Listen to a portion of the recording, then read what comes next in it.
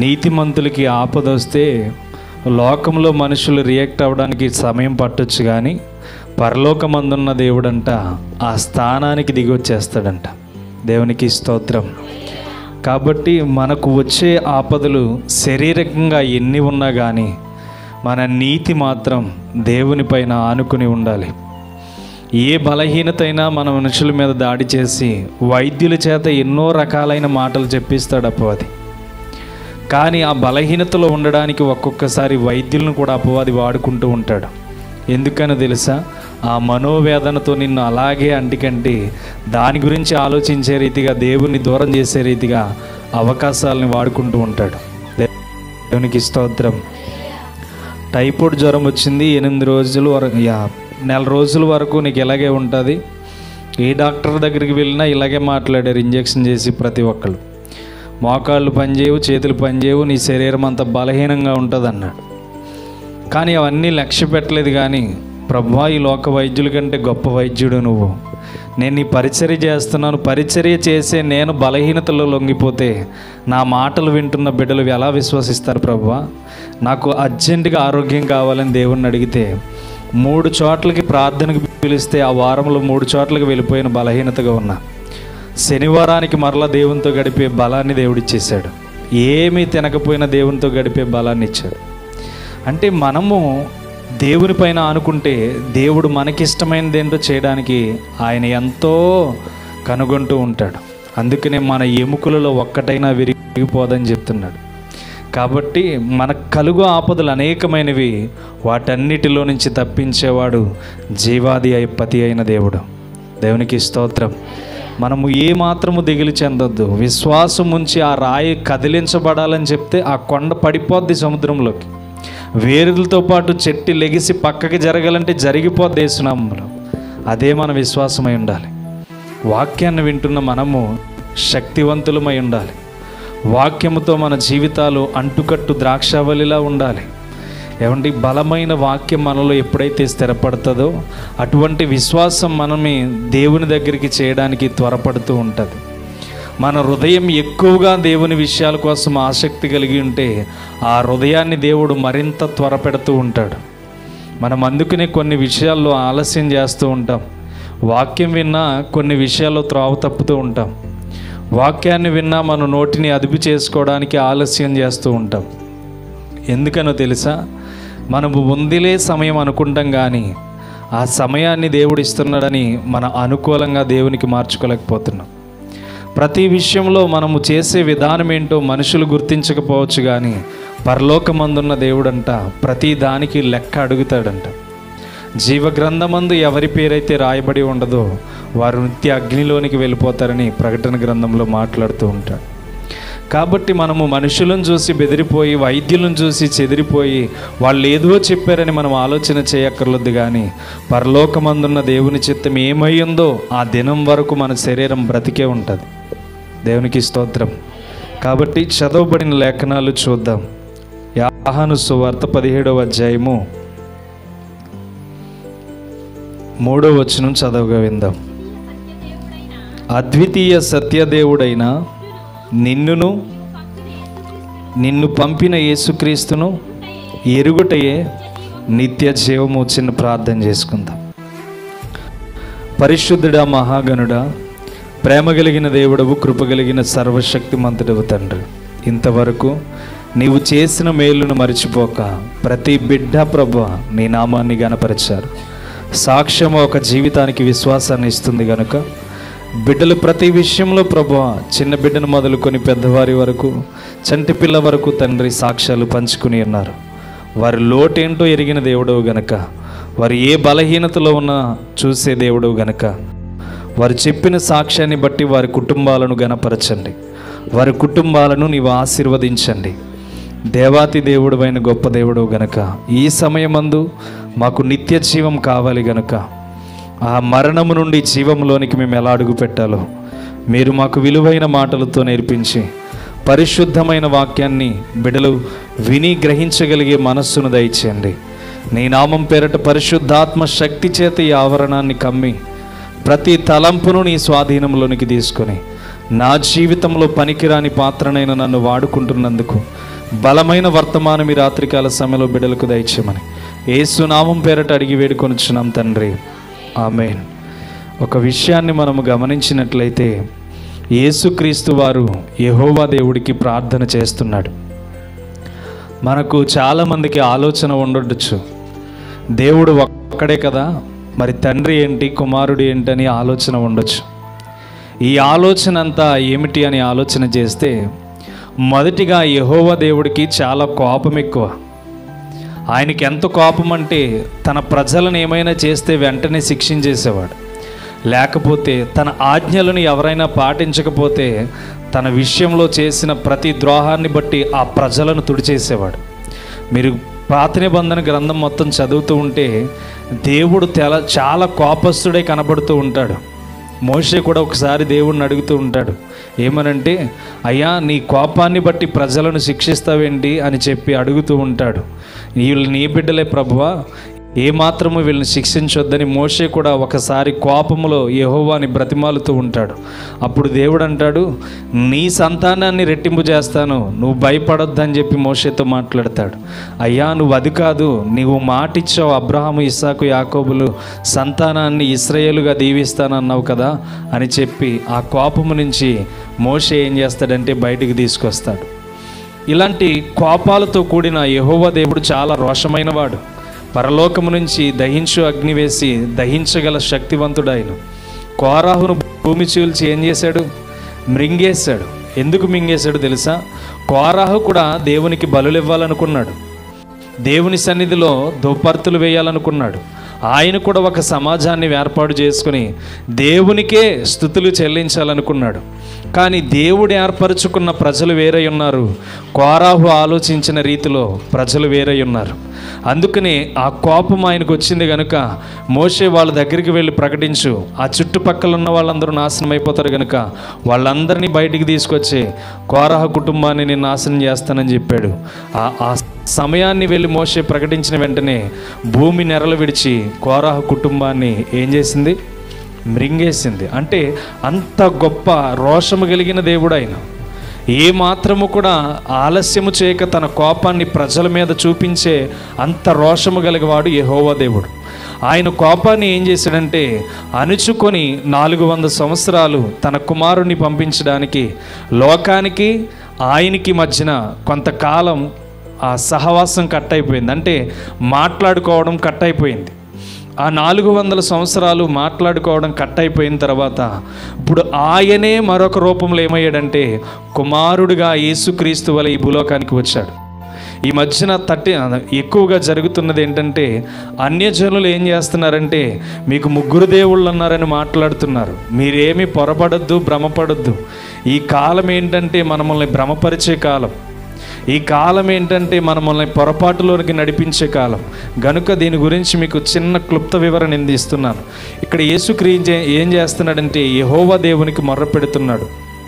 అయితే ఇప్పుడు రెండోదిగా ఆలోచన చేస్తే యేసుక్రీస్తు వచ్చి ఏం చేశాడంటే సమస్తమును ప్రేమతో జయించడానికి వచ్చాడు. దేవునికి స్తోత్రం, హల్లెలూయా.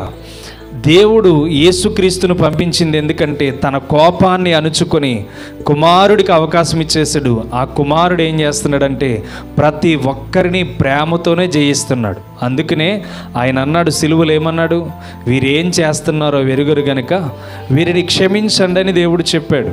యేసుక్రీస్తు వారు ఎందుకు ఆ మాట చెప్పాడంటే అంతకుముందు ఆయన ఉంటే ఆ స్థానంలో తన కుమారుని నాశనం చేస్తున్నాడని వెంటనే శిక్ష వేసేవాడు. యెహోవా కూడా అంటాడు కదా, యేసుక్రీస్తు వారు కూడా అంటారు కదా, ఈ సమయమందు నా దేవునికి మొర్రపెట్టిన ఎడల కోట్ల సమూహాలు వచ్చి వీళ్ళందరినీ హతమార్చి చేస్తాయని చెప్తాడు. అవునా? ఇది నేను ప్రజలకు ఇవ్వవలసిన బాధ్యత. నిత్య జీవము కొరకు నేను పడుతున్న ప్రయాస. నిత్య జీవంలో ప్రతి ఒక్కరూ వెళ్ళాలి అని నా కోరికతో ఈ లోకానికి వచ్చాను. ఆ ప్రేమను ఏం చేస్తున్నానంటే ప్రతి ఒక్కరికి పరిచయం చేస్తున్నాను. ప్రతి ఒక్కరూ నన్ను దూషించాలి, నన్ను చంపాలనుకుంటున్నారు, కానీ నా సమయం వచ్చే వరకు నన్ను ఎవడు కూడా టచ్ చేయలేడని యేసుక్రీస్తు వారు కూడా మాట్లాడుతూ ఉంటారు. ఇలాంటి యేసుక్రీస్తు ఏం కలిగి జీవించడానికి లోకానికి వచ్చాడంటే మనకి నిత్య జీవం ఇవ్వడానికి ఆయన ఈ లోకానికి వచ్చాడు. రెండవది ఎవరు? యేసుక్రీస్తు వారి లోకానికి ఎందుకు వచ్చారంటే మనకి నిత్య జీవం ఇవ్వడానికి ఆయన ఈ లోకానికి వచ్చారు. మూడో వ్యక్తి ఎవరు? పరిశుద్ధాత్మ దేవుడు.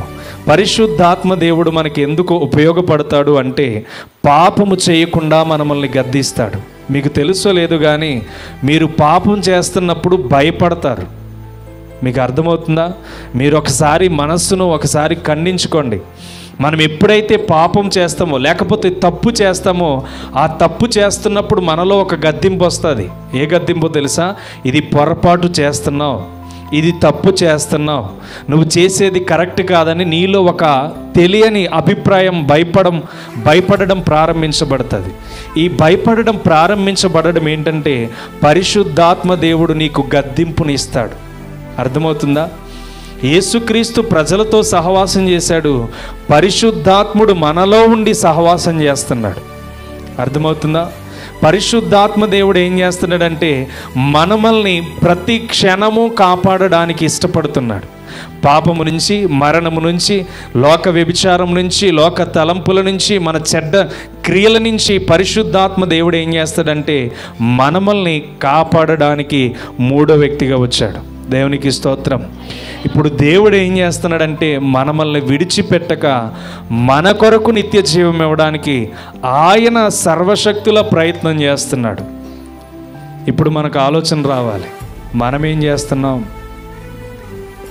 నిత్య జీవము కొరకు ఎంతమంది మనం ఎదురు చూస్తున్నాం ఆలోచన చేయండి. మరణములో నుంచి జీవములోనికి తీసుకువెళ్ళడానికి ఆయన మూడు వ్యక్తులుగా ఈ ప్రపంచానికి పరిచయం అయితే ఒక్క వ్యక్తిగా ఉన్న నీవు దేవునికి పరిచయం అవుతున్నావా? ఒక్క వ్యక్తిగా జీవిస్తున్న నీవు దేవునికి పరిచయం అవుతున్నావా? ఆయన మూడు రకాలుగా నీ జీవితంలోనికి వచ్చాడు. కోపముతో వచ్చాడు, శాంతితో వచ్చాడు, నిన్ను సమాధానముతో నిత్య జీవంలోనికి తీసుకువెళ్ళడానికి వచ్చాడు. ఇప్పుడు పరిశుద్ధాత్మ దేవుడు మనల్ని భయపెడుతుంటే, పరిశుద్ధాత్మ దేవుడు నువ్వు చేస్తున్నది తప్పు అని గద్దిస్తుంటే దేవునికి నువ్వెంత భయపడుతున్నావో ఆలోచన చేయండి. ఏవండి, ఈ లోక ప్రజలను చూసి మనం భయపడుతూ ఉంటాం, ఈ లోక మనుషులను చూసి భయపడుతూ ఉంటాం. ఇప్పుడు మీరు సాక్ష్యములు విన్నారు కదా, వాళ్ళు ఏదేదో చెప్పి ట్యాబ్లెట్లు ఇచ్చారు. సహోదరుడికి అనారోగ్యం ఎక్కడుందంటే తన కడుపులోనే దాగి ఉంది. అది బయటికి తీసుకురావడానికి దేవుడు ఏం చేశాడంటే డైరెక్ట్ ఆపరేషన్ జరగకుండా కోత ద్వారా ఆపరేషన్ చేసేలాగా దేవుడు కార్యం చేశాడు. అంటే దేవుని యందు మనం ఎప్పుడైతే భయభక్తులు కలగడం ప్రారంభిస్తామో దేవుడు మన పట్ల చేయవలసిన కార్యాలు ద్వారాలు తెరుస్తాడు. దేవునికి స్తోత్రం. ఈరోజు మనము గుర్తించలేనిది ఏంటంటే దేవుడు మనతో ఉండడానికి ఇష్టపడుతుంటే మనము లోకముతో సహవాసం చేయడానికి ఇష్టపడుతున్నాం. అసలే దేవుణ్ణి గుర్తించలేకపోతే దేవుడు మనలోనికి ఎలా వస్తాడు? దేవుని చిత్తాన్ని గ్రహించకపోతే మనలోనికి ఎలా వస్తాడు? అసలే పరలోకమందున్న విషయాల గురించి దేవుడు ఏం చెప్తున్నాడంటే మత్తయి సువార్త 5వ అధ్యాయము, పరలోకమందున్న దేవుడు ఏం చెప్తున్నాడు అంటే మత్తయి సువార్త 5వ అధ్యాయము 44వ వచనం చూడండి. నేను మీతో చెప్పున్నదేమనగా మీ పరలోకమందున్న మీ తండ్రికి కుమారులై ఉండునట్లు మీ శత్రువులను ప్రేమించుడి, మిమ్మును హింసించు వారి కొరకు ప్రార్థన చేయుడి. దేవునికి స్తోత్రం.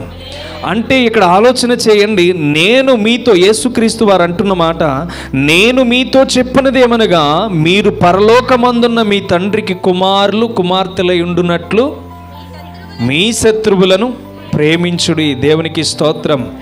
పరలోకం అనే మాట ఇక్కడ మనకి కనబడుతుంది. అంటే పరలోకమందున్న దేవునికి ఏది ఇష్టం? మన శత్రువులను మనము ప్రేమించడమే ఇష్టం. నేను అడుగుతున్నాను, మీ భార్య భర్తల మధ్యన చిన్న గొడవ వచ్చినప్పుడు కనీసం మీ భర్త కోసం ఎంతమంది ప్రార్థన చేస్తున్నారు? మీ భర్త విషయంలో ఎంతమంది ప్రార్థన చేస్తున్నారు? గమ్ముని చిరాకు పడ్డాడు, నిన్ను తిట్టాడు, లేకపోతే నిన్ను అవమానపరిచాడు, అందరి ఎదురుగా ఒక చిరాకు మాట అన్నాడు, దీన్ని బట్టి నీ భర్త మీద ప్రేమ తగ్గిపోతుందా? తగ్గదు. మరి దేవుడు ఏం చేస్తున్నాడంటే ఆ ప్రేమను చూపించండి. ఆ ప్రేమను చూపిస్తే వారి కోసం మీరు ఏం చేయాలంటే ప్రార్థన చెయ్యమంటున్నాడు. ఈరోజు సహజంగా మనం ఆలోచన చేస్తే మన కుటుంబ వ్యవస్థలో మనకి తగ్గింపు ఉంటుంది, కానీ బయట వారి విషయంలో తగ్గింపు మనకి కనబడదు. ఎందుకు కనబడదయ్యా అంటే వాళ్ళు మనల్ని దూషించారు అన్న కాన్సెప్ట్ మనలో నిలబడిపోయి ఉంటుంది. వాళ్ళు మనల్ని మోసం చేశారు అన్న కాన్సెప్ట్ మనలో ఉండిపోద్ది. వాడు నాకు ద్రోహం చేశాడు అన్న కాన్సెప్ట్ మనలో ఉండిపోద్ది. అప్పుడు మనం ఏం చేస్తామంటే వాడు ఎప్పుడు ఎదురైనా వాడిని అసహించుకోవడమే ఇష్టపడతాం. అవునా కదా? మనం ఎప్పుడు చూసినా వాడిని ఏం చేస్తాం? అసహించుకుంటూ ఉంటాం, వాడిని అవమానపరుస్తూ ఉంటాం. వాడేదైనా కాలు జారి ఏ పొరపాటో తెలుసుంటే వాడి గురించి అల్లరి చేయడానికి కూడా ఇష్టపడుతూ ఉంటాం. అవునా? వాడి గురించి అల్లరి చేయడానికి కూడా మన నాలుక ఆలస్యం చేయదు. వాడికి ఇది జరిగిందంట, వాడు ఎలా చేశాడంట అని చెప్పి మన నాలుక ఆ వ్యక్తి గురించి ఏం చేస్తుందంటే వెంటనే అల్లరి చేయడం ప్రారంభిస్తుంది. కానీ దేవుడు పరలోకమందున్న మీ తండ్రి కంటిలోనికి మీరు వెళ్ళాలంటే, మీ తండ్రి కుమారులుగా కుమార్తెలుగా మీరు పిలవాలంటే ఏం చేయాలంటున్నాడంటే మీ శత్రువులను ప్రేమించుడి. పేతురు వెళ్ళి యేసయ్య దగ్గర, అయ్యా నా సహోదరుడు తప్పిదము చేశాడు, నేను ఎన్ని మార్లు క్షమించాలి? 7 మార్లు మట్టుగా అని అంటే పేతురు అంటాడు, పేతురుతో యేసుక్రీస్తు వారు అంటారు, 70 మార్లు మట్టుకి నువ్వేం చేయాలి? 70 ఏండ్ల మట్టుకి నువ్వేం చేయాలి? క్షమించాలి. క్షమించడం ఎప్పటి వరకు? నీ మరణం వచ్చేంత వరకు క్షమా హృదయం కలిగి నీవు జీవించాలి. అప్పుడే నీ పరలోకమందున్న తండ్రికి నీవు కుమార్తెవు కుమారుడిగా కనబడతావు. దేవునికి స్తోత్రం, హల్లెలూయా. కాబట్టి మన ఆలోచన విధానం ఎలా ఉండాలంటే, నా తండ్రి పరలోకమందున్న మేము కుమారులుగా కుమార్తెలుగా పిలువబడాలంటే మాలో క్షమా హృదయం కలిగి జీవించాలి. ఏమండి, మనకందరికీ నేను ఎప్పుడు అంటూ ఉంటాను, పరలోకం వెళ్ళాలని ఆశ. నాకెంత ఆశదో తెలుసా? చాలా ఆశ. దేవునితో మాట్లాడే కొలది, దేవునితో ఉండే కొలది, ఎక్కువగా ఆయనతో గడపాలని చాలా ప్రయాస. ఏ అంటే ఆ అనుభవాలు వెతికే కొలది సంతోషాన్ని మాకు ఇస్తూ ఉన్నాయి. కానీ మనం ఎందుకు వెతకం? మనకి సమయం అనుకూలంగా ఉంది కనుక, సమయం మనకి నడుస్తుంది కనుక, కాల వ్యవధి ఇంకా చాలా ఉంది కనుక మనము చాలా ఆలోచనలతో ముందుకు వెళ్తూ ఉంటాం. కానీ ఇది పొరపాటు. మనము దేవుని సన్నిధిలో ఎలా ఉండాలంటే, దేవుని చిత్తంలో ఎలా ఉండాలంటే, తండ్రికి కుమారులై ఉండునట్లు మన శత్రువులను మనం ఏం చేయాలి? మొదట ప్రేమించాలి. ప్రేమించిన తర్వాత వాళ్ళ కోసం ఏం చేయాలంటే ప్రార్థన చేయాలి. పరలోకమందున్న దేవుడు ఏమి ఇష్టపడతాడంటే, నీ శత్రువుని ప్రేమిస్తే నిన్ను ప్రేమించడం దేవుడు ప్రారంభిస్తాడు. నీ శత్రువును నీ ఎదుటకు తీసుకువచ్చి నిలబెట్టి నీతోనే సమాధాన పడేలాగా దేవుడు చేస్తాడు. అలాంటి దేవుణ్ణి మనము ఆలోచన చేయాలి. ఏమండి, ఇది ఎన్నిసార్లు వాక్యం చదివేసి ఉంటాం, కానీ దీని యొక్క అర్థం మనం అర్థం చేసుకుంటామా? పరలోకమందున్న తండ్రికి మీ కుమారులు అయిపోయినట్టు మీరు వారిని ప్రేమించండి, వారి కొరకు ప్రార్థన చేయండి, అంతే కదా వాక్యం చదివేశాం. అవునా? కానీ ఈ వాక్యంలో ఉన్న మాట ఏంటంటే, పరలోకమందున్న దేవుని కనుదృష్టిలోనికి మనం వెళ్ళి కుమారులమని పిలిపించుకోవడానికి మనకి కావలసిన ప్రయాస ఏంటంటే, మనల్ని బలహీనపరిచే వాళ్ళని ఎప్పుడూ క్షమిస్తూనే ఉండాలి. అర్థమవుతుందా? వాడు మోసం చేశాడు, ఆమె నన్ను మోసం చేసింది, ఇలాంటి వ్యర్థమైనవన్నీ స్టేటస్లు పెట్టుకొని కన్నీటితో ఏదో చేస్తాం. కానీ అవన్నీ పనికిరాని జనాంగం చూస్తారు. కానీ పనికొచ్చే దేవునికి మన కన్నీరు కనబడితే ఆ దేవుడు మనకి దానికి సమాధానం దయచేస్తాడు. దేవునికి స్తోత్రం. గనుక స్టేటస్లు పెట్టి దేవుణ్ణి కనపరచేలేదు ఏమీ లేదు. నువ్వు పెట్టే స్టేటస్ ఎవడు చూస్తాడంటే మనుషుడు మాత్రమే చూస్తాడు. నువ్వు పెట్టే స్టేటస్ వలన ఏం చేయాలంటే ఇంకొకటి హృదయంలో మార్పు రావడం ప్రయత్నించాలి. అలాంటి స్టేటస్లు మనం పెట్టాలి. మన కన్నీరు బాధ దేవునికి మాత్రమే చెప్పుకోవాలి. ఇప్పుడు దేవుడు అంటున్న మాట, పరలోకమందున్న తండ్రి చేత మీరు కుమారులని పిలువబడాలంటే మీలో ఏం కావాలి? క్షమాపణ, ప్రేమ కలిగి జీవించాలి. వారి కోసం ప్రార్థన ఆయుధముగా మార్చుకొని వారిని ప్రేమించడం ప్రారంభించాలి. దేవునికి స్తోత్రం. గనుక మన జీవితంలో ఏం కలిగి జీవించాలి అంటే, దేవుని చిత్తం ఏమైందో ఆయన చిత్తాన్ని కనుగొనడానికి మనము ప్రయత్నం చేయాలి. అందుకనే ఆ 3వ మాట అంటున్నాడు యోహాను సువార్త 17వ అధ్యాయం 3వ మాటలో, అద్వితీయ సత్యదేవుడనైనా నిన్ను పంపిన యేసుక్రీస్తును ఎరుగుటయే నిత్య జీవము. దేవునికి స్తోత్రం. యేసుక్రీస్తు వారు ప్రతి ఒక్కరిని క్షమిస్తూనే వెళ్ళారు. ఏమండి, యేసుక్రీస్తు వారు ఎవరినైనా పోట్లాడా? దేవాలయంలో పరిసయ్యులు శాస్త్రులు ఆయన పట్టేసుకోవడానికి చూస్తుంటే ఆయన వారిని ఏమీ అనకుండా వారి హృదయాలను ఎరిగి వెనక ద్వారం నుంచి వెళ్ళిపోయాడు. అర్థమవుతుందా? ఆయన ఏం చేశాడు? ఆలస్యం చేయకుండా ప్రభువా ఒక దేవదూతను పంపించి ఈ పరిశీలందరినీ తుడిచే అంటే తుడిచేస్తాడా లేదా? తుడిచేస్తాడు. ఎంత చిటికేస్తే తుడిచేస్తాడు. ఆయన అనుకోవాలి కానీ హృదయంలో వెంటనే తుడిచేస్తాడు ఆయన. అలాంటి శక్తివంతుడు ఆయన. అలాంటి ఆయన వాళ్ళ హృదయాలన్నీ ఇలాగే కూర్చుంటే వెనక ద్వారం నుంచి పారిపోయాడంట. దేవునికి స్తోత్రం. మనకి కూడా ఏముండాలంటే పాపము ఉన్న చోట మనం అక్కడ నిలబడకుండా పారిపోవాలి. మనము నిత్య జీవము కొరకు బ్రతకాలి. నిత్య జీవము కొరకు మనము జీవించాలి. నిత్య జీవము కొరకు మనం పరుగులు పెట్టాలి. నిత్య రాజ్యము కొరకు దేవుని కొరకు పరుగులు పెట్టాలి అని ఆలోచన చేస్తే పాపము నుంచి మనం పరుగులు పెట్టేయాలి. శత్రువుడు చాలా పన్నాగాలు పన్నుతాడు. వాడి ఆలోచన ఏంటి? మనల్ని బలహీనపరచడానికే.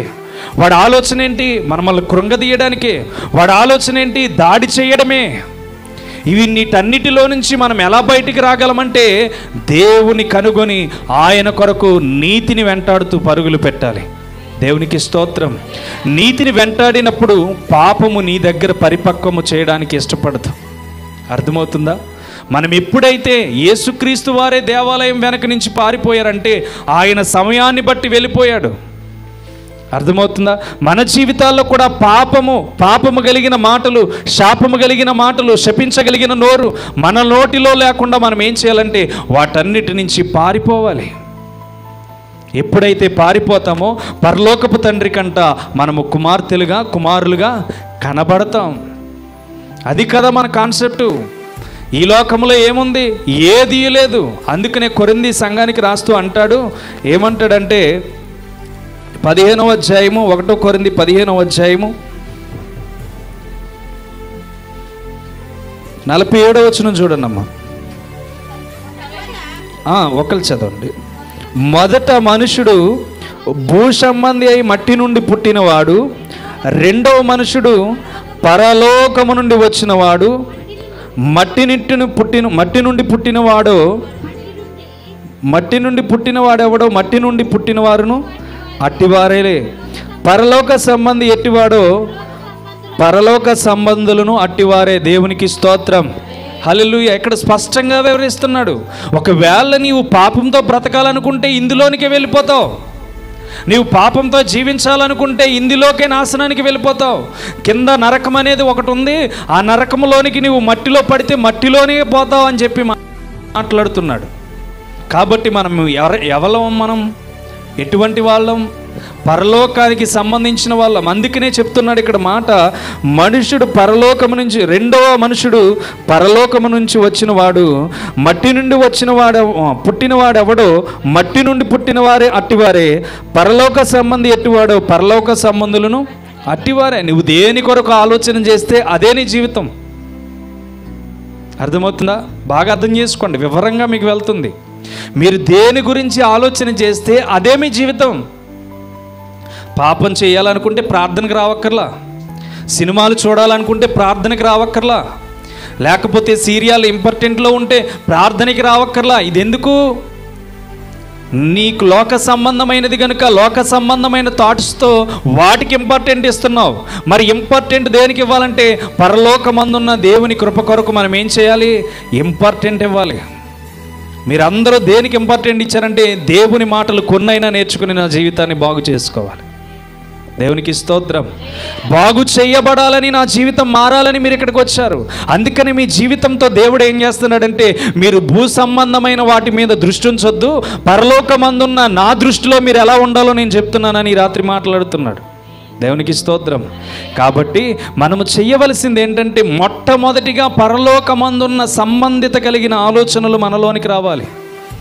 వాక్యం విని వెళ్ళిపోవడం కాదు. ఆ వాక్యం నీతో మాట్లాడుతున్నప్పుడు ప్రభువా నిజముగా ఈ రాత్రి నాతో మాట్లాడావు గనక భూ సంబంధమైన వాటి మీద నా దృష్టి ఉంచొద్దయ్యా.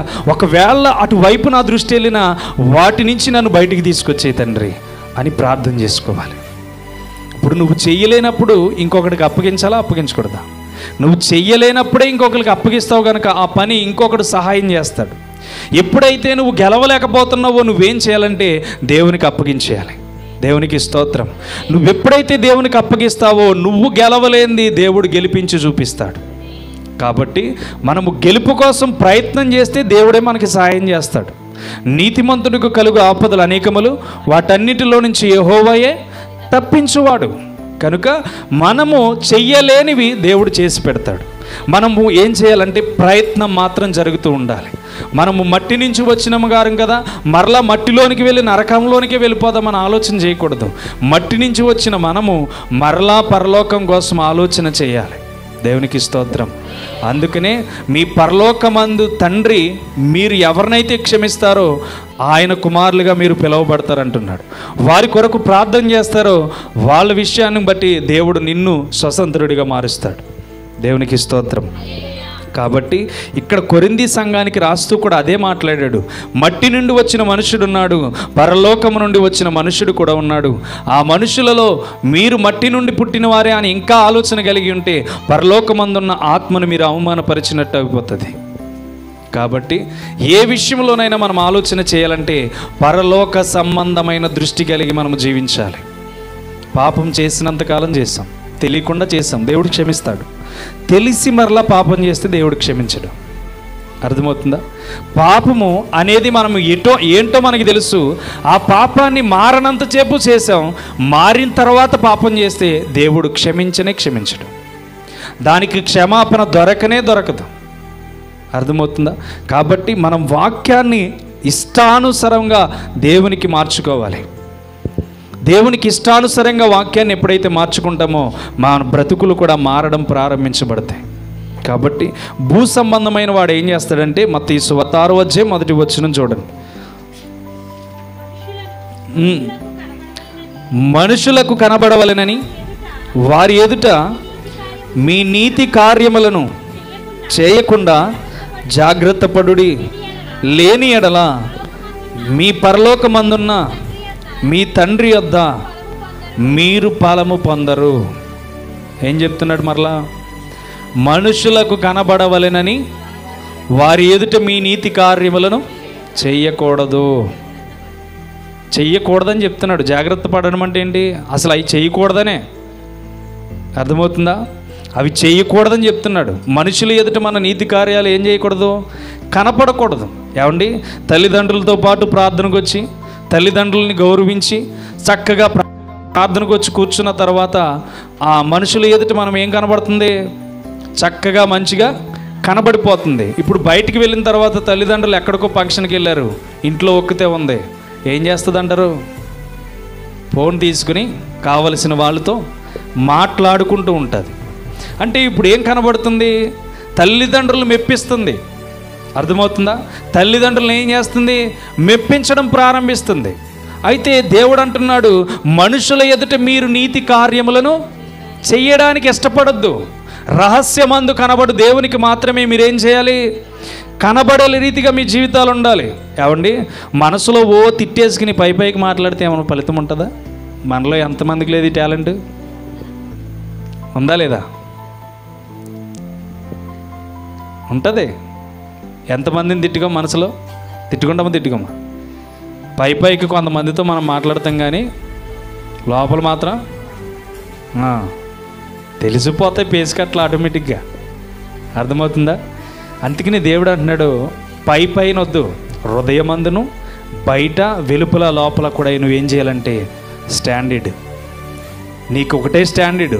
ఏంట్రా అంటే వీడు బయట లోన ఒకలాగానే ఉంటాడు, వీడితో మాట్లాడితే మనకి పనిష్మెంట్ అయిపోద్ది, కాబట్టి వీడితో సక్రమంగా మాట్లాడాలి. అన్యాయమైన మాట్లాడి దగ్గర మాట్లాడితే ఒప్పుకోడు. అలాంటి స్థితి మనం కలిగి ఉండాలి.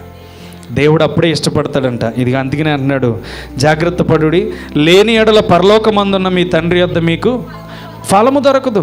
అండి, బయటికి పైన నటించేసి లోపల ప్రతి ఒక్కరిని దూషించేసి లోపల ప్రతి ఒక్కరిని అవమానపరిచేసి వాడితో సక్రమంగా మాట్లాడేస్తే వీడి కనిపెట్టకపోవచ్చు, కానీ పరమందున్న దేవుడు ఏం చేస్తాడు? నీ నీతి కార్యాలను కనిపెట్టి నీకు ఫలం ఇవ్వాలో తీసేయాలో దేవుడికి తెలుసు. అర్థమవుతుందా? రెండోదిగా మనం ఆలోచన చేస్తే మనుషుల ఎదుట మనం ఏం చేయకూడదు? నీతి కార్యాలను చేయడానికి ఇష్టపడకూడదు. ప్రతిసారి మనం ఏం చేయాలంటే మన శరీరంలో నుంచి వెళ్ళే ప్రతి ఒక్కటి నీతిగానే ఉండాలి. అంత పవిత్రమైన చేతులెత్తి దేవుని ప్రార్థన చేయమన్నాడంటే మరి హృదయం ఇంకెంత పవిత్రంగా ఉండాలి? దేవునికి ప్రార్థన చేసే మన ప్రార్థన ప్రభు సన్నిధికి చేరాలంటే మన చేతులు పవిత్రంగా ఉండాలన్నప్పుడు మన శరీరం ఇంకెంత పవిత్రంగా ఉండాలి? ఆలోచన చేయండి. దేవుని వాక్యం ఊరికే చెప్పదు. చాలా మర్మాలు ఉన్నాయి, నేర్చుకుంటూ వెళ్తే చాలా విషయాలు ఉన్నాయి దేవుని కొరకు తెలుసుకోవాలనుకుంటే. కానీ బోధించడానికే సమయం మనం కేటాయించలేం. ఆయన 3 గంటలు కావాలన్నాడు. ఎన్ని గంటలు? దులుమాడేసాడు ప్రతి ఒక్కరిని. ఆడేసాడా లేదా? ఎవరు మర్చిపోరు ఇంకా ఆ జీవితంలో, అవునా? కాబట్టి ఏంటంటే వాక్యముతో ఉన్న ముడి అలా ఉంటుంది. అర్థమవుతుందా? ప్రతి ఒక్కరిని కాపాడాలి, ఖండించాలి, బుద్ధి చెప్పాలి. ఈరోజు జ్వాల ఎక్కువైపోయింది సువార్తలో, మనుషులకు అనుకూలంగా బాధ ఎక్కువైపోయింది. ఖండించండి, బుద్ధి చెప్పండి, వారికి గడ్డి పెట్టి అయినా మార్చండి అని చెప్తుండే కనీసం అలాంటి ఖండితమైన వాక్యం ఈరోజు ప్రజల్లో కనబడట్లేదు. అందుకనే గొర్రెలు ఎక్కడికి వెళ్తున్నాయంటే అక్కడికి ఇక్కడికి చెదిరిపోతున్నాయి. నా గొర్రెలు నా స్వరం వింటాయి. ఎప్పుడు వింటాయి? ఆయన స్వరం సేవకుడు విన్నప్పుడే. అర్థమవుతుందా? ఆ స్వరం సేవకుడికి వినబడినప్పుడే, ఆ స్వరం దేవుని చెంతలో ఉన్న మనుషుడు కనపెట్టినప్పుడే, ఆయనకి ఎవరైతే లోబడతారో ఆయన స్వరాన్ని వినడానికి ప్రజలను ఆయన ఎందుకు నడిపిస్తాడు. అరణ్యంలోనికి ప్రజలు ఎందుకు పరిగెట్టారు? ఎందుకు పరిగెట్టారమ్మా? కొన్ని వందల మంది పరిగెట్టుకుంటూ వెళ్ళిపోయారంట అరణ్యాల్లోనికి. ఎందుకు వెళ్ళారు? సువార్త అక్కడ ప్రకటించబడుతుంది. ఎక్కడైతే సువార్త నీతి యథార్థత కలిగి ఖండించి బుద్ధి చెప్పగలుగుతుందో ప్రజలను ఇష్టపడుతున్న దేవుడు ఆ ప్రాంతానికి నడిపిస్తాడు. దేవునికి స్తోత్రం. గనుక మనం ఏం చేయాలంటే మనుషులకు కనబడే రీతిగా మన ప్రవర్తన ఉండకూడదు. నువ్వేం చేస్తున్నావు అనేది నీకు అనవసరం, కానీ దేవునికి మీ నీతి కార్యాలు కనబడడంలో ప్రయత్నం ప్రతిరోజు జరుగుతూ ఉండాలి. కనీసం కష్టం అనుకుంటే 45 రోజులేమో, అంతేనా? కొత్త సంవత్సరాలకు వెళ్ళిపోతాం. ఎంత స్పీడ్గా గడిచింది. గుర్రం పరిగెట్టినట్టు పరిగెట్టేసింది 11 నెలలు. అర్థమవుతుందా? మన జీవితంలో రోజు వెళ్ళిపోతున్నాయని ఎవరైనా భయపడుతున్నారా? ఆలోచన చేయండి. మన జీవితంలో రోజు వెళ్ళిపోతుందండి. మన జీవితంలో నుంచి ఒక రోజు వెళ్ళిపోతుంది అంటే మనం ఆయుష్ ఏమవుతుంది? తరిగిపోతుంది. ఇక్కడ మన జీవితం ఏమో దగ్గరికి ఎండింగ్కి వెళ్ళిపోతుంది. ఎక్కడ ఎండింగ్కి? మరణానికి దగ్గరగా ఎండింగ్కి వెళ్ళిపోతుంది. మన జీవితంలో నుంచి ఒక రోజు వెళ్ళిపోతుందంటే చాలా భయపడతానండి. నేను పనికి వెళ్ళానంటే అనవసరంగా వచ్చాను, ఈ రోజంతా దేవునితో మాట్లాడగలిగిపోతున్నాను అనుకుంటాను నేను. అలాంటి భయం నాలో ఉంది. అయ్యో ప్రభువా, కనీసం పొద్దున్న సాయంత్రం ఇస్తున్నాను కానీ మధ్యాహ్నం కూడా ఇస్తే మమ్మల్ని ఎంత బలపరుస్తావు తండ్రి అని ఎంతో ఆశపడుతూ ఉంటాను. పనికి వెళ్ళినప్పుడు బాగా భారం ఎక్కువైపోద్ది నాకు. అనవసరంగా వచ్చానే, బైబిల్తో కూర్చుంటే బాగుండే అనిపిస్తూ ఉంటుంది. ఎందుకో తెలుసా? రోజు వెళ్ళిపోయే కొలది, గడియ వెళ్ళిపోయే కొలది మాలో భయం ఎక్కువైపోతుంది. దేవునితో గడపలేకపోతున్నాం. కానీ చాలామంది చాలా ఫ్రీగా తిరిగేస్తారు. ఫోన్లే, నేను కూడా పాపం చేసినప్పుడు సమయం నాకు తెలియలేదు, కానీ ఇప్పుడైనా వాక్యం శుభప్రదముగా అందుతుంది కనుక ఇప్పుడైనా మన జీవితాలను ఏం చేయాలి? ఆలస్యం చేయక దేవుని చెంతకు అప్పగించాలి. పాపం చేసిన ప్రతి ఒక్కడు, భూమి మీద ప్రతి ఒక్కడు పాపం చేశాడు. ఎవడు పాపం చేయలేని వాడు లేడు. ప్రతి ఒక్కడు పాపే. కానీ ఆ పాపాన్ని విడిచిపెట్టి దేవుని వాక్యం వింటున్నాం కనుక అయ్యో నిజంగా ఒక అంతం మన దగ్గరకు వస్తుంది, ఆ అంతములో నుంచి మనం బయటికి రావాలి, తప్పకుండా మనం దేవుని క్రియలను కలిగి జీవించాలని చెప్పి ఆ వాక్యానికి చోటిచ్చి మన హృదయాలను మార్చుకోవాలి. ఎంతసేపు తల్లిదండ్రులను మోసం చేస్తూ, ఎంతసేపు భర్తని భార్యను మోసం చేస్తూ, భార్యను భర్తను మోసం చేస్తూ ఇదే కాలం గడిపేస్తున్నారు. ఈరోజు మీకు ఒకటి విచిత్రమైన సంఘటన ఏంటో తెలుసా? ఆ యోబు పత్రిక 41వ అధ్యాయంలో ఉంటే అక్కడ ఒక మాట విశేషం. ఇప్పుడు ఈ మధ్యన బాగా చర్చ జరుగుతుంది దీని విషయమై. 41వ అధ్యాయం 1వ వచనం చూడండి. నీవు మకరమును గాలముతో బయటికి లాగగలవా? దాని నాలుకకు త్రాడు వేసి లాగగలవా? ఇక్కడ మాట్లాడుతున్న మాట మకరము అన్నాడు, అంటే గాలము వేసి తాడు వేసి దాన్ని లాగగలవా అన్నాడు. ఇంగ్లీష్ బైబిల్లో అంటున్నాడు, can you draw out to Leviathan with a fish hook అంటున్నాడు. అంటే లెవైథాన్, ఈ లెవైథాన్ అనే మాట ఏంటంటే భయంకరమైన విషసర్పం అంట. ఏంటి? భయంకరమైన విషసర్పం. ఈ మధ్యన మీతో మాట్లాడినప్పుడు చెప్పాను, అట్లాంటిక్ సముద్రంలో ఐసు ఎక్కువైపోతుంది, వాటర్ ఎక్కువైపోతుంది, ప్రపంచాన్ని నీటితో ముంచేయబోతుందేమో అని అనుమానంతో చెప్పాను. అప్పుడు జరిగిన సంఘటన ఏంటో తెలుసా? ఇప్పుడు ఈ మధ్యన బాగా చర్చ జరుగుతున్నది, యూట్యూబ్లో మీరు కూడా చూడండి అవసరమైతే. ఒక సర్పం ఉందంట. ఆ సర్పము ఆంధ్రప్రదేశ్ తెలంగాణ కలిపితే ఎంత ఉంటుందో దాని తలకాయ అంత ఉందంట. అర్థమవుతుందా? మీరు నిజమో అబద్ధమో అని అనుకోవద్దు, సత్యమే. శాటిలైట్ ద్వారా దాన్ని ఫోటో తీశారంట. దాని ఆకారాన్ని ఎంత ఉందంట, ఆంధ్రప్రదేశ్ తెలంగాణ కలిపితే ఎంత ఉందో అంతగా దాని తలకాయ మాత్రమే ఉందంట. దాని పేరు ఇది ఇక్కడ రాయబడింది కదా, లెవైతాన్. ఇంగ్లీష్లో లెవైతాన్, ఇక్కడ మాట్లాడుతున్నాడు తెలుగులో మకరము అన్నాడు. ఇలాంటి మాట ఎవరు తెలియజేస్తున్నారంటే యెహోవా దేవుడు తెలియజేస్తున్నాడు యోబుకి. దాని గాలం వేసి నీవు లాగగలవా? ఇక్కడ మనం చూసినట్లయితే 24వ వచనం చూడండి. దాని గుండె రాతి వలె గట్టిగానున్నది, అది తిరగటి క్రింది దిమ్మంతా కఠినము. అక్కడ మాట్లాడుతున్నాడు. ఈ స్టోరీ అంతా మనం చదువుకుంటూ వెళ్తే అక్కడ 27వ వచనం కూడా చూస్తే, ఇది ఇనుమును గడ్డిపోచగాను ఇత్తడిని పుచ్చిపోయిన కర్రగాను ఎంచును, బాణము దాని పారజాల జాలదు, వడిసెల రాళ్ళు దాని దృష్టికి చెత్తవలే ఉన్నవి. ఏంటంట? చెత్త. మనం కాలుతో తందని చూడు, చెత్తతో ఉందంట. ఇక్కడ వెండంట ఇనుము, ఇత్తడి పుచ్చిపోయిన కర్రగా ఉందంట. ఏంటంట? ఇత్తడి కనీసం చిన్న మొక్క మనం వంచగలదుమా? దానికి పుచ్చిపోయిన కర్రతో సమానం అంట. అర్థమవుతుందా? అలాంటి భయంకరమైన సర్పము ఏమైందంటే ఈ మధ్యన బయటికి రావడం జరిగిందంట. దాన్ని బయట పెట్టకూడదని అనేక మంది ప్రయోగాత్మకంగా పనిచేశారు, కానీ ఏ విధంగానైనా దాన్ని బయటకు వచ్చేసింది. బైబిల్ని ఆపాలని వాళ్ళు అనుకున్నారంట. ఏంటి? బైబిల్ని వాళ్ళు ఆపాలనుకున్నారంట. దీని గురించి యెషయా 27:1 కూడా ఉంటుంది. మనం ఆలోచన చేస్తే దీని గురించి ఈ కాలంలో ఎందుకు అది బయటకు వచ్చిందంటే ప్రవచనములు నెరవేర్పు కాలంలో మనం ఉన్నాం. అర్థమవుతుందా? అందుకని యేసుక్రీస్తు ఎరిగిన వారు నిత్య జీవమునకు అర్హులు అని చెప్తున్నాడు. కాబట్టి ఇక మనం జీవించేసిన కాలం విడిచిపెట్టేయండి. ఎలా జీవించామనేది సమస్య వదిలిపెట్టండి. అసలు పాపం అనేది మన నోటికి రాకుండా జాగ్రత్త బద్దపడండి. ఎందుకంటే ఆంధ్రప్రదేశ్ తెలంగాణ కలిపితే ఎంత ఉంటుందో అంత దాని తలకాయ ఉందంటే దాని సమూహం ఇంకెంత ఉందో ఆలోచన చేయండి. దాన్ని యేసుక్రీస్తు వారే పడగొడతారంట. బైబిల్ గ్రంథం చెప్తుంది. దాన్ని యేసుక్రీస్తు వారే పడగొడతారంట. ఇంకా దాన్ని ఎవడు ఓడించేవాళ్ళు లేడంట. అర్థమవుతుందా? ఇత్తడిని ఇనుమును ఇరిచేస్తుందంటే ఆలోచన చేయండి. తుప్పుతో పోలుస్తుంది, అది పనికిరాని చెదకర్రతో పోలుస్తున్నాడు దానికి రుచి. ఇది బయటికి వచ్చిందంట. అట్లాంటిక్ సముద్రంలో ఒక రూపాన్ని అలా శాటిలైట్ ద్వారా ఫోటో తీశారంట. మీరు యూట్యూబ్లోకి వెళ్ళి సెర్చ్ చేస్తే లెవైతాన్ అని కొడితే ఆటోమేటిక్గా ఫోటోలు కనబడతాయి.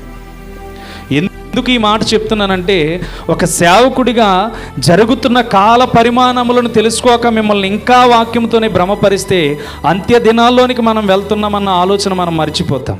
సేవకుడు చేయవలసింది ఏంటంటే ఒక న్యూస్ ఏం జరుగుతుంది, బైబిల్ పరంగా ఏం జరుగుతుంది, ప్రపంచంలో ఏం కలుగుతుంది అని ఆలోచన చేయొచ్చు. యుద్ధముల గురించి మనం వింటున్నాం, కానీ ఈ విచిత్రమైన జంతువు కూడా శాటిలైట్ ద్వారా ఫోటో తీయడం జరిగింది. కాబట్టి మనం చేయవలసింది ఏంటయ్యా అంటే దేవునికి ఇవ్వవలసిన సమయం మనకు వచ్చేసింది. దేవునికి ఇవ్వవలసిన అనుకూల సమయం మనకు వచ్చేసింది. రక్షణ పొందుదాం పర్వాలేదులే, కంచేపు ఫ్రీ ఫైర్ ఆడుకుందాం పర్వాలేదులే, కంచేపు తల్లిదండ్రులని తాళదని బయటికి వెళ్ళి ఎంజాయ్ చేసి వద్దాం, సినిమాలకి వెళ్దాం, షికార్లకి వెళ్దాం. ఆ సెంటర్లో పోస్టర్ ఒకటి వేశారు, తీస్తారేమనుకుంటున్నాం. క్రైస్తవ గ్రామం అని పేరు లేకుండా చేస్తున్నారు. ఇంకా ఇలా అంటే రోషం కలిగి కోపాలు రావచ్చు, కానీ నా దేవునికి ఇంకా కోపం ఎక్కువ అవుతుంది. ఏ మనిషిని పూజించొద్దని చెప్పాడు దేవుడు. ఏ మనిషిని పూజించొద్దని చెప్పినప్పుడు ఇంకా ఆలోచన తల్లిదండ్రులకి బుద్ధి జ్ఞానం అనేది ఎవరికి రావట్లేదంటారా? ఆలోచన చేయండి. ఖండించి బుద్ధి చెప్పను లేనంతసేపు వాళ్ళ మైండ్ మారదు. నువ్వు చేస్తుంది ఏంటి, నువ్వు పొరపాటు చేస్తున్నావు నాన్న, ఇది కరెక్ట్ కాదు, నన్ను అల్లరి చేస్తున్నావు, తల్లిదండ్రులుగా నా పేరు చెడగొడుతున్నావు అని చెప్పి వాళ్ళ తల్లిదండ్రులు ఖండిస్తే కుమారులు వాటి జోలికి వెళ్తారంటారా? వెళ్ళరు. అయ్యో నా కుమారుడికి బాగాలేదు, ప్రార్థన చేయండి. నా కుమారుడు బలహీనతగా ఉన్నాడు, ప్రార్థన చేయండి. నీ కుమారుడేమో సినిమాలతో షికారులు చేస్తాడు, దైవ సేవకుడైతే నీ కుమారుడి కోసం ప్రార్థన చేయాలా? ముందు క్రమాన్ని నేర్చుకుంటే నీ కుమారుడు ఆ బలహీనత నుంచి బయటికి ఎలా రావాలో దేవుడే ఏర్పాటు చేస్తాడు. దేవునికి స్తోత్రం. వాడికి నేర్పించవలసినది తల్లిదండ్రులుగా ఎవరు నేర్పించరు, కానీ వాళ్ళు చేస్తున్న క్రియలు మాత్రం ఏముండాలి? దేవుడు వాళ్ళకి జ్వరాలు వచ్చినా, రోగాలు వచ్చినా ఆ బలహీనతల నుంచి బయటికి తీసుకువచ్చేయాలి. అంత్య దినాల్లోనికి వెళ్తున్నాం, భయపడండి, భక్తి జీవితాన్ని కలిగి జీవించండి, పరలోక తండ్రి కనుదృష్టిలోనికి వెళ్దామని చెప్పి దైవజనుల ద్వారా అనేకమైన మాటలు తెలియజేసి, రోషము కలిగిన పరిచర్య కలిగిన మాటలు ఎన్నో మనకి తెలియజేస్తుంటే కనీసం చీమకుట్టనట్టు ఉంటున్నారు ఈరోజు ప్రజలు. ఎంతకాలం ఉంటారు? వచ్చాడంటే ఖడ్గం పట్టి చీల్చుకుంటూ వెళ్ళిపోతాడంట. ప్రభువా నేను చెప్పినా, ప్రభువా ఆమెను బ్రతికించని చెప్పినా ఏమిండంట. ఆయన కంటికి నలుపుగా ఎవడ కనపడతాడో వేసుకుంటూ వెళ్ళిపోతాడంట ఖడ్గమిచ్చుకుని. మారండి అని దేవుడు చెప్తున్నప్పుడు మనం ఏం చేయాలంటే దేవుని చిత్తానికి లోబడి బ్రతకాలి. ఇక్కడ యేసుక్రీస్తు వారే అక్కడ అంటున్న మాట చూడండి. యోహాను సువార్త 17వ అధ్యాయం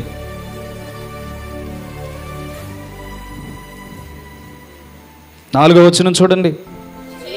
చేయుటకు నీవు నాకు ఇచ్చిన పని నేను సంపూర్ణముగా నెరవేర్చి భూమి మీద నిన్ను మహిమపరిచితిని. దేవునికి స్తోత్రం. ఎంతమంది దేవుని కనపరుస్తున్నారమ్మా పొద్దుటే సాయంత్రం? ఎంతమంది దేవుడిని స్తుతిస్తున్నారు పొద్దున్న సాయంత్రం? మనము కాలక్షేపం కోసం ఆలోచన చేస్తే మిమ్మల్ని అంటున్నానని కాదు, కానీ ఉదయాన్నే వెళ్తున్నారు, సాయంత్రం వస్తున్నారు. ఎవరి కోసం వెళ్తున్నారు? ఎవరి కోసం చేస్తున్నారు? మీకోసం మీరు చేసుకుంటున్నారు. అసలు దేవునికి ఎంత ఇస్తున్నారు మరి? ఇప్పుడు మీరు బ్రతుకుతున్న బ్రతుకు దేవుడు ఇవ్వకపోతే ఏమైనా బ్రతుకుతున్నాం మనం? ఇవ్వలేం, అవునా కాదా? దేవుడు లేకపోతే మనం బ్రతకలేం. అసలు మనకు శ్వాసే ఆడదు దేవుడు లేకపోతే. అలాంటి దేవుడు మనకి రోజంతా 24 గంటల అవకాశం ఇస్తే 10 గంటలు నీ కోసం తీసుకుంటున్నావు, మిగతా 14 గంటలు ఏం చేస్తున్నావు? ఆలోచన చేయి. ఆయన అంట భూమి మీదకి పంపించాడంట. భూమి మీదకి పంపించిన తర్వాత చేయుటకు నీవు నాకు ఇచ్చిన పని నేను సంపూర్ణంగా నెరవేర్చి భూమి మీద నిన్ను మహిమపరిచాను. మరి లోకానికి ఎందుకు వచ్చావు? మనం కరెక్ట్గా ఆలోచన చేస్తే ఈ రాత్రి ప్రవీణ్ అనేవాడు వెళ్ళిపోతున్నాడు అనుకోండి, ఏ రోగంతో బలహీనతోటి వెళ్ళిపోతున్నప్పుడు నా కుటుంబంలో 2 ఎకరాలు ఆస్తుంది, చక్కగా బిల్డింగ్ ఉంది, ఇదేమైనా పట్టుకి నేను వెళ్తానంటారా? కూడా వెళ్తానంటారా? మరి యేసుక్రీస్తు కూడా అదే తెలియజేస్తున్నాడు. భూమి మీదకి ఆయన పంపించాడంట. ఆయన పంపించిన తర్వాత ఏదైతే అప్పగించాడో అది నెరవేర్చి ఆయన దగ్గరికి తీసుకోమంటున్నాడు. మరి నువ్వేం నెరవేరుస్తున్నావు దేవుని చిత్తంలో? దేవుని చిత్తానికి నువ్వేం చేస్తున్నావు? దేవుని చిత్తంలో ఏం కలిగి జీవిస్తున్నావు? దేవునికి ఇష్టమైనదిగా ఏమిస్తున్నావు నీ జీవితంలో నుంచి? దేవునికి నీ హృదయమే కావాలి. నీ హృదయాన్ని పరిపూర్ణంగా రోజంతా దేవునికి ఇస్తున్నావా? ఇవ్వో. ఇందులో కూడా చిక్కుముళ్ళు ఉంటాయండివా. హృదయమేమో దేవుడు అడిగాడు పరిపూర్ణంగా నా దగ్గరికి కావాలని. ఈ పరిపూర్ణమైన హృదయాన్ని దేవునికి ఇవ్వంటే ఇందులో కూడా చిక్కుముళ్ళు ఉంటాయి. ఎవడైనా మన దగ్గర 10,000 ఉండి ఒక 500 అడిగితే లేవమ్మా, ఎక్కడున్నాయి? మా దగ్గర లేవు, మేము కూడా ఆలాలని అడుగుతున్నామంటారు. అర్థమవుతుందా? దేవుడు ఒకళ్ళని పంపించాడంటే నిన్ను ఇచ్చేవాడిగా ఉంచాడు కనుక. అర్థమవుతుందా? దేవుడు నిన్ను ఒక చోటికి పంపించాడు, లేకపోతే ఒకరు నీ దగ్గరికి పంపించాడంటే నీ అవసరత వాళ్ళకుంది. వాళ్ళ అవసరత నీకు రాకపోయినా పర్వాలేదు, కానీ నీ అవసరత వాళ్ళ దగ్గర ఉంది కనుక వాళ్ళు నీ దగ్గరికి వచ్చినప్పుడు నువ్వు పొర్రపాటును కూడా లేదని చెప్పొద్దు, లేకుండానే పోద్దు మొత్తం అంతా. అర్థమవుతుందా? ఒక వ్యక్తి ఒక అవసరాన్ని బట్టి వచ్చిందంటే తప్పకుండా సహాయం చేయడానికి ప్రయత్నం చేయాలి. దేవుడు నిన్ను ఇచ్చేవాడిగా ఉంచినప్పుడే మరింత అభివృద్ధిలోనికి తీసుకువెళ్తాడు. దేవునికి స్తోత్రం. కాబట్టి మనం చేయవలసింది ఏంటంటే ఈ యొక్క యేసుక్రీస్తు అంటున్నాడు, చేయుటకు నీవు నాకు ఇచ్చిన పని నేను సంపూర్ణంగా నెరవేర్చేశాను. మనం నెరవేరుస్తున్నామా దేవుని చిత్తానికి? ఎంత ప్రయాసపడితే దేవుడు మనతో ఉంటాడు తెలుసా? మీరు అనుభవించగా మీకు అర్థం కావట్లేదు. ఎంత ప్రయాసపడితే దేవుడు మనతో ఉంటాడు తెలుసా? చాలా కష్టమండి దేవునితో ఉండడం. నిలబెట్టుకోవాలి. ప్రతిదినము పాపపు లోకంలో ఉన్నాం మనం. పాపము లోకంలో ఉండి రహస్యమైన కార్యాలు చేస్తూ వ్యభిచరిస్తూ లేనిపోని నిందలతో మనము ఈ లోకంలో జీవిస్తున్నాం. ఎవడు ఏ వైపు నుంచి నింద వేస్తాడో తెలీదు. ఏ వైపు నుంచి ఎవడు అవమానపరుస్తాడో తెలీదు. ఏ వైపు నుంచి మన అవసరత కోసం వచ్చిన వాడి దగ్గర మనం ఎక్కడ అవమానపడి అయ్యో లేదని చెప్పేసి మనకు మనముగా దిగజారిపోతామో తెలీదు. కాపాడుకోవడం అంటే ఏదో అనుకుంటున్నారు మీ జీవితాల్లో. వాక్యం విని ప్రార్థనలు చేసి పరలోకం వెళ్ళిపోవడం అనుకుంటున్నారు మీ జీవితాల్లో. మారు మనసు పొంది రక్షణ తీసుకుని బాప్తీసం పొందితే పరలోకం వెళ్ళిపోవడం అనుకుంటున్నారు. దానికి కొన్ని నియమాలు దేవుడు పెట్టాడు. ఈయన అంటున్న మాట ఏంటో తెలుసా? నువ్వు ఏదైతే నాకు పరలోకంలోనికి భూలోకంలోనికి వెళ్ళడానికి అప్పగించావో ఆ పనంతటి నీ చేసేసానని చెప్పి మాట్లాడుతున్నాడు. కనీసం 1% నీ జీవితంలో దేవునికి స్థానం ఇచ్చి చేశానని గుర్తింపు ఏదైనా ఉందా? దేవుడు చేసినవి చెప్తావు తప్ప దేవుని విషయంలో నువ్వు చేసేవి ఏమున్నాయి? నిలబెట్టి అడిగితే ఒక్కల మనం చేయగలమా? అలాగా ఆలోచన చేయండి. దేవుడు నీకు అనేకమైనవి చేస్తున్నాడు. మరి దేవుని కొరకు నువ్వేం చేస్తున్నావు? దేవుని కొరకు నీ జీవితంలో ఏం పాటు కలిగి జీవిస్తున్నావు?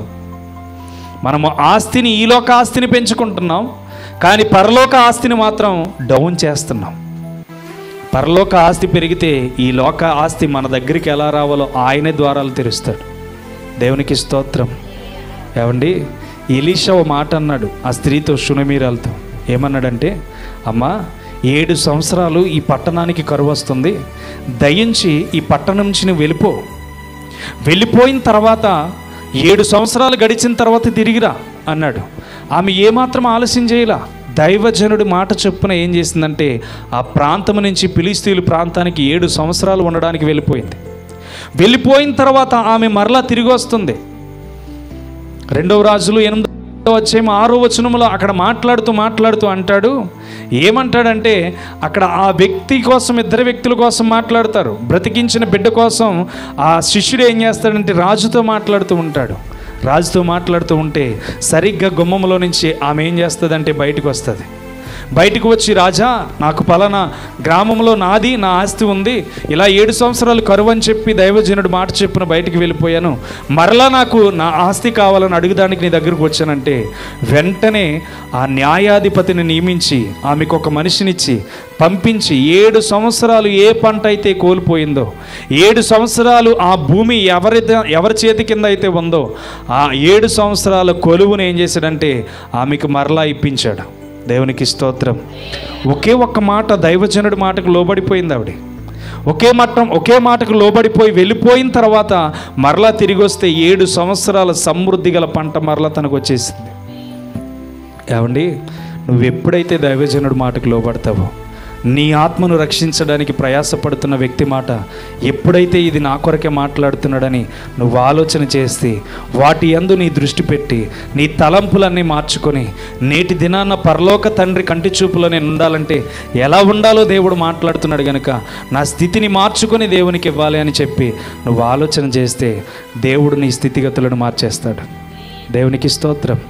ఇలాంటి గ్రహింపు లేని మనస్తత్వం మనలో ఉండకూడదు. ఆయన ఇష్టమైన కార్యాన్ని నెరవేర్చడానికి భూమి మీదకి వచ్చాను, వచ్చేస్తున్నానని చెప్తున్నప్పుడు మనమేం చేయాలి? ఈ వాక్యాన్ని మనకి ఇచ్చాడంటే తప్పకుండా దేవుని చిత్తంలో ప్రతి కార్యాన్ని మనం ఏం చేయాలి? నెరవేర్చాలి. కాబట్టి రెండవదిగా మనం ఆలోచన చేస్తే మనుషుల ఎదుట మన నీతి కార్యములు కనపడకుండా ఏం చేయాలి? జాగ్రత్తగా చూసుకుంటూ ఉండాలి. మూడవదిగా 6వ అధ్యాయం 32వ వచనం, మత్తయి సువార్త 6వ అధ్యాయం 30. ఇవన్నీ మీకు కావాలనని మీ పరలోకపు తండ్రికి తెలియను, కాబట్టి మీరు ఆయన రాజ్యమును ఆయన నీతిని మొదట వెతుకుడి, అప్పుడు అన్నీ మీకు అనుగ్రహింపబడును. రేపటిని గూర్చి చింతింపకుడి, రేపటి దినమున దాని సంగతులను గురించి చింతించును. ఏనాటికీడు ఆనాటికి చాలును. దేవునికి స్తోత్రం. ఇక్కడ కూడా తెలియజేస్తున్నది ఏంటంటే, కాబట్టి మీరు ఆయన రాజ్యమును నీతిని మొదట వెతకండి. దేవుని కార్యాలను చేయడానికి మనం వెతికితే మన కార్యాలను చేయడానికి ఆయన కనుదృష్టి మన మీదకి వస్తుంది. అర్థమవుతుందా? దేవుడు 3 విషయాలుగా చెప్తున్నాడు. ఒకటి, మన శత్రువులను ప్రేమించి వారి కోసం ప్రార్థన చేయమంటున్నాడు. మనల్ని మోసం చేసిన వారిని గురించి ప్రార్థన చేయమంటున్నాడు. మనము అన్యాయం చేసిన వారి గురించి ప్రార్థన చేయమంటున్నాడు. ఈ విధంగా మనం చేయవలసింది ఏంటంటే ప్రేమించడం మనం నేర్చుకోవాలి. ఆయన రాజ్యం విషయంలో వారి కోసం ప్రార్థన చేయడం నేర్చుకోవాలి. రెండవదిగా ఆలోచన చేస్తే మన నీతి మనుషుల ఎదుట కనబడకూడదు. నువ్వు చేస్తున్న సహాయం అంట అతని చేతిలో కనబడకుండా వెళ్ళిపోవాలంట. అర్థమవుతుందా? బహిరంగంగా ఇలా ఇచ్చేవనుకో, నేను ఇస్తున్నాను ఇదిగో అని ఇలా ఇచ్చేవనుకో, అదేమవుతుంది? నీ స్వభావమే అర్థమైపోద్ది. అర్థమవుతుందా? నువ్వు ఇస్తే అసలు నీ గుప్పిట్లో ఏముందో తెలియకూడదు. అర్థమవుతుందా? నువ్వు ఇవ్వగలిగితే ఇలా ఇవ్వడం కాదు, నువ్వు ఇచ్చేటప్పుడు అయ్యో పక్కవారు చూస్తున్నారే, ఇది కనపడకూడదు, సరైన స్థానంలోకి వెళ్ళిపోవాలని నీ గుర్తింపు ఉండాలి. అర్థమవుతుందా? రెండోది ఏంటి? మన నీతి కార్యాలు మనము మనుషుల ఎదుట కాదు, పరలోకమందున్న దేవుడు ప్రతిఫలం ఇస్తాడు కనుక ఆ ఫలితం కోసం మనం ఏం చేయాలంటే ఆలోచన చేయాలి. మూడవదిగా ఆయన నీతిని, ఆయన రాజ్యమును మొదట వెతకండి. పరలోకంలో ఏముంది? పరిశుద్ధత ఉంది. పరలోకంలో ఏముంది? పవిత్రత ఉంది. పరలోకంలో ఏముంది? దేవదూతలు ఉన్నాయి. పరలోకంలో ఎవరున్నారు? 24 పెద్దలు ఉన్నారు. ఆయన దగ్గరంట నిత్యము స్తుతిస్తూ ఉన్నారంట. వీళ్ళు ఎందుకున్నారంటే మొదట వారి నీతిని, రాజ్యమును వెతికారు గనుక. మరి అపవాదిగాడు ఏం చేశాడు? యెషయా 14లో, తేజో నక్షత్రమా, నిన్ను ఎవడు కిందకి పడద్రోశాడు? నీ హృదయ గర్వము చేతనే నీవు త్రోయబడ్డావు. ఎవరు తండ్రా? నీ హృదయము గర్వము చేతనే నీవు త్రోయబడ్డావు. అసలు దేవుని కార్యాలను విడిచిపెట్టేసి దేవుని సింహాసనమే ఎక్కేయాలనుకుందంట. దేవుని కార్యాలను విడిచిపెట్టేసి దేవుని సింహాసనమే ఎక్కేయాలనుకుంది. అందుకనే ఏమైంది? కిందకి పడద్రోయబడ్డది. దేవుని చిత్తాన్ని గ్రహించకుండా, ఆయన రాజ్యాన్ని వెతకకుండా, ఆయన నీతిని వెతకకుండా పరలోకానికి వెళ్ళిపోవాలంటే నువ్వు కూడా గెంటి వేయబడతావు నరకంలోనికి. అర్థమవుతుందా? అది సాతాను చేసిన క్రియలే మనం చేసి పరలోకానికి వెళ్ళిపోదామంటే కుదరదు. దేవుడు చెప్తున్నాడు, ఆయన నీతిని, ఆయన రాజ్యమును మొదట వెతకండి, అప్పుడు అవన్నీ మీకు అనుగ్రహించబడతాయి. ఏమనుగ్రహించబడతాయి? సంతోషము, సమాధానము, దీర్ఘశాంతము, దయాలత్వము, ప్రేమ, సాత్వికము, ఇవన్నీ మనకేం చేస్తాయంటే ఏర్పడతాయి. అప్పుడే ఏర్పడతాయి. ఆయన ఎతికినప్పుడే ఏర్పడతాయి. ఎంత కోపమున్నా అణిగిపోద్ది ఆయన ఏర్పాటు చేసిన తర్వాత. ఎంత బలహీనత ఉన్నా ఆయన ఆజ్ఞ ఇచ్చిన తర్వాత తీరిపోద్ది అంతే. అర్థమవుతుందా? కాబట్టి మూడవదిగా మనం చేయవలసింది ఆయన నీతిని, ఆయన రాజ్యమును వెతకాలి. చూడండి, త్వరగా టైం అయిపోతుంది. యోహాను సువార్త 6వ అధ్యాయం, యోహాను సువార్త 6వ అధ్యాయము 38వ వచనం చూడండి. నా ఇష్టమును నెరవేర్చుకొనుటకు నేను రాలేదు, నన్ను పంపిన వాని చిత్తము నెరవేర్చుటకే పరలోకము నుండి దిగి వచ్చి ఉన్నాను. దేవునికి స్తోత్రం. ఎవరి ఇష్టాన్ని నెరవేర్చడానికి వచ్చాడంట? పరలోకము నుంచి తన ఇష్టాన్ని నెరవేర్చడానికే మనం వచ్చాం. మీరు కూడా ఆలోచన చేయండి, మనము కూడా పరము నుండి వచ్చాం. అర్థమవుతుందా? దేవుడు తన ఆలోచనలో ఒక రూపాన్ని, ప్రవీణు లేకపోతే ఇక్కడున్న సహోదరులు, ఇలాగా ఒక్కొక్క రూపం ఆయన తలంపులో ఉండి తల్లి గర్భంలోనికి వచ్చాం. మనం పలానా ఏరియాలో పలానా సహోదరి పుట్టాలి, ఆ సమయానికి ఆమె గర్భఫలము ఫలించాలి అని ఒక ట్రీట్మెంట్ దేవుని తలంపులోనికి వెళ్ళింది కనుక ఆ పరలోకము నుంచి మనం ఏమయ్యామంటే ఈ లోకానికి వచ్చాం. ఇప్పుడు మరలా మనం ఎక్కడికి వెళ్తామంటే ఈ లోకంలో దేవుడు మనకు పెట్టిన పరీక్ష ఏంటంటే నరకానికి వెళ్తావో పరలోకానికి వెళ్తావో నీ ఇష్టం రా అన్నాడు. అర్థమవుతుందా? ఇప్పుడు యేసుక్రీస్తు పంపించాడు, ఆయన ఇష్టాన్నే కనుగొంటూ ఆయన ఏం చేశాడంటే ఆయన ఇష్టాన్ని నెరవేర్చాడు పరలోకం వెళ్ళడానికి. ఇప్పుడు నువ్వేం చేయాలి? ఆయన తలంపుల్లో నుంచి మీ తల్లిదండ్రుల కుటుంబంలో నుంచి మీరు వచ్చారు కనుక మీరేం చేయాలంటే ఆయన తలంపుల్లో నుంచి వచ్చిన మనము మరలా ఆయన దగ్గరికే చేరాలి. దేవునికి స్తోత్రం. ఇదే మన టార్గెట్. ఆయన రాజ్యానికి చేరడానికే మన టార్గెట్, ఆయన చిత్తాన్ని చేరడానికే మన టార్గెట్. ఏ టార్గెట్ పెట్టుకున్నా మన జీవితంలో ఫలితమే ఉండదు. అర్థమవుతుందా? కాబట్టి యేసుక్రీస్తు వారంట ఆయన ఇష్టం కాదంట, ఆయన ఇష్టం నెరవేర్చుకుంటకు రాలేదు, కానీ నన్ను పంపిన వాని చిత్తము నెరవేర్చుటకే పరలోకము నుంచి దిగొచ్చాడంట. కాబట్టి మనం ఏం చేయాలంటే ఈ లోక సంబంధమైన చిన్న చిన్న కోరికలు ఉంటాయి, ఉండకుండా ఏమి ఉండవు. ప్రతి మానవుడు శరీరంతో జీవిస్తున్నాడు కనుక చిన్న చిన్న పొరపాట్లు ఉంటాయి, కానీ పెద్ద పెద్ద పొరపాట్ల వలన దేవుడు ఏమాత్రము క్షమించడు. మచ్చ లేకుండా, డాగు లేకుండా మనము చూసుకోవాలి. అర్థమవుతుందా? ఈ లెవిథాను ఎందుకు బయటకు కనబడుతుంది? మనం ఎక్కడికి వెళ్తున్నాం? అంత్య దినాల్లోనికి వెళ్తున్నాం. అది కనబడడానికి గల కారణం ఏంటంటే అది క్రూర సర్పమై ఉన్నదని వాక్యం సెలవిస్తుంది. అర్థమవుతుందా? కాబట్టి మనము చేయవలసింది ఏంటంటే దేవుని చిత్తంలో మచ్చ డాగు లేని, చూడండి సంఖ్యాకాండం 19 వచ్చే మొదటి వచనం చూడండి, ముగించేస్తాను. సంఖ్యాకాండం 19 వచ్చే మొదటి వచనం.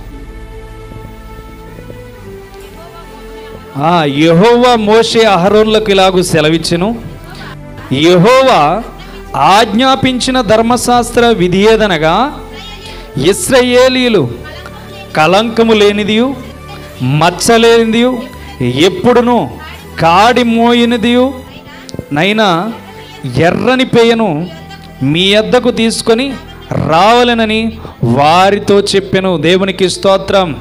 ఇక్కడ మాట్లాడుతున్న మాట మచ్చ కానీ కళంకము కానీ డాగు కానీ ఎప్పుడు కాడి మోయనిదిగా ఉండేది బలి అర్పించమంటున్నాడు. అర్థమవుతుందా? ఇప్పుడు మనం చూద్దాం, మన పొజిషన్ ఆలోచన చేద్దాం.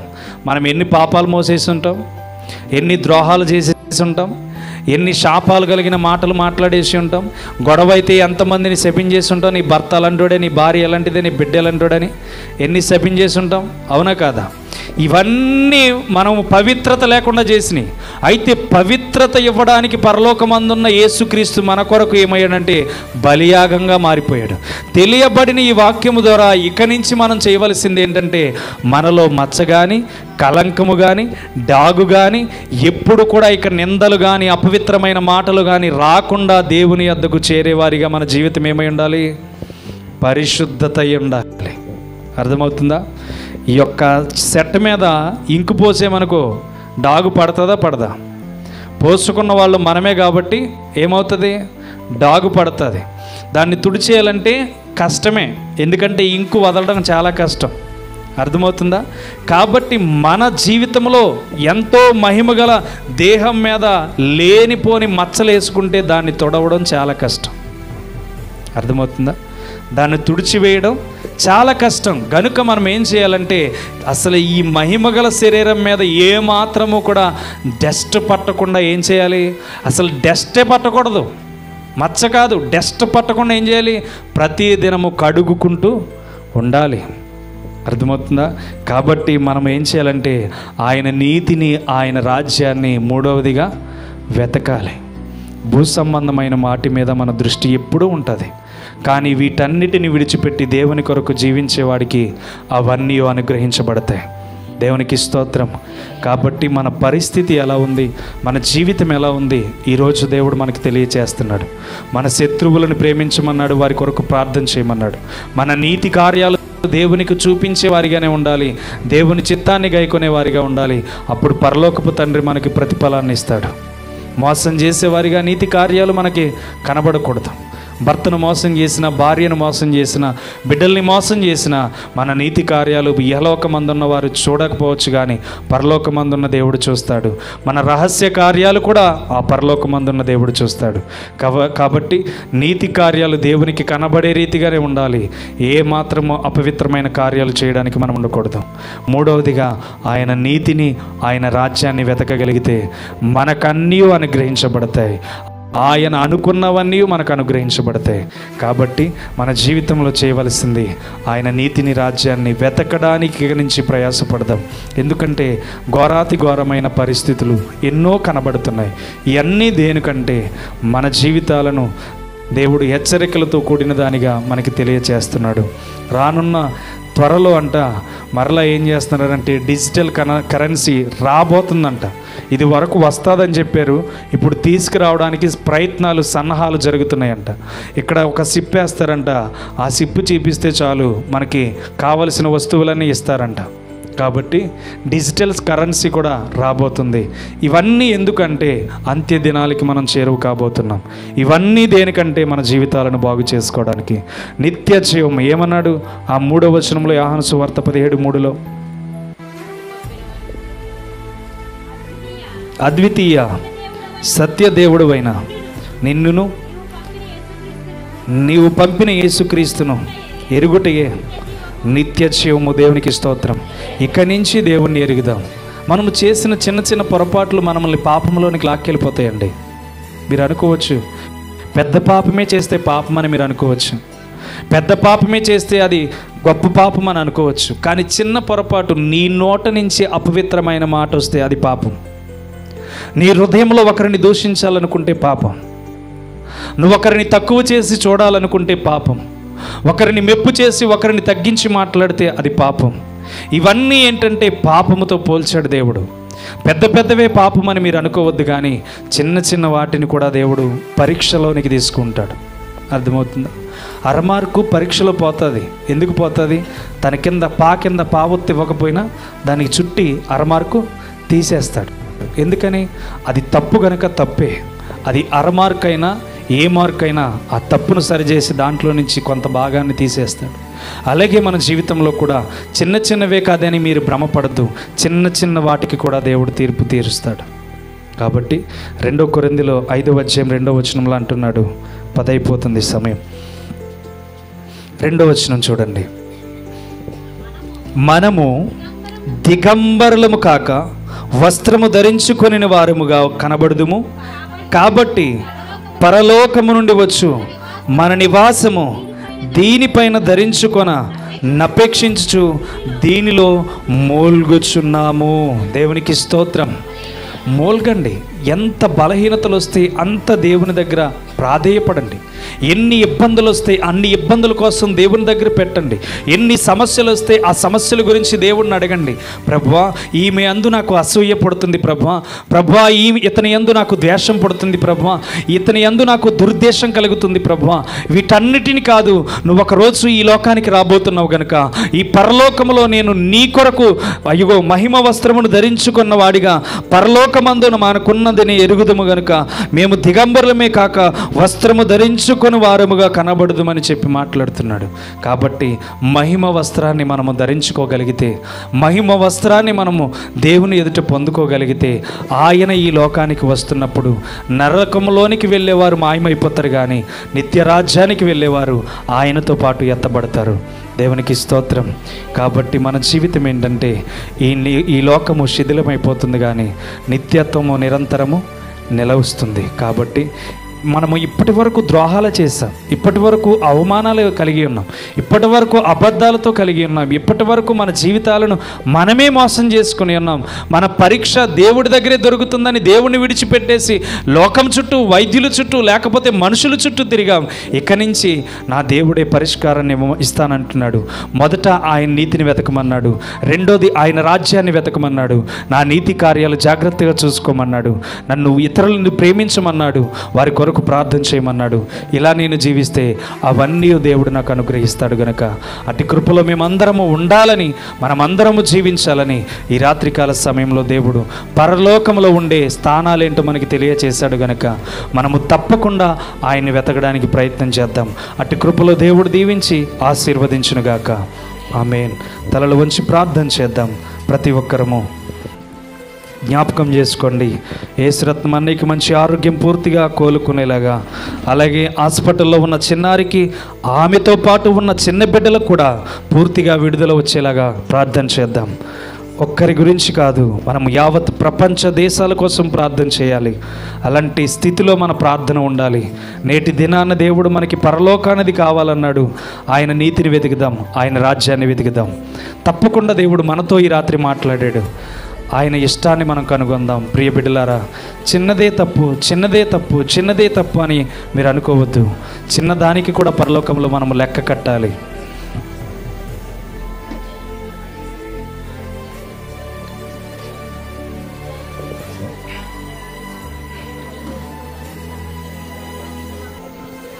ఈ రాత్రి దేవుడు మనతో మాట్లాడాడు. మాట్లాడిన గురించి ముందు మొదటిగా ప్రార్థన చేద్దాం. ఆయన రాజ్యాన్ని గురించి, ఆయన పరలోక రాజ్యాన్ని గురించి మనం ప్రార్థన చేద్దాం. ముందు మన స్థితుల గురించి ప్రార్థన చేయండి. మనం ఇతరుల గురించి ప్రార్థన చేసే ముందు మన స్థితి గురించి ప్రార్థన చేయండి. ప్రతి ఒక్కరు మోకరించలేని వాళ్ళు నిలబడి ప్రార్థన చేయండి.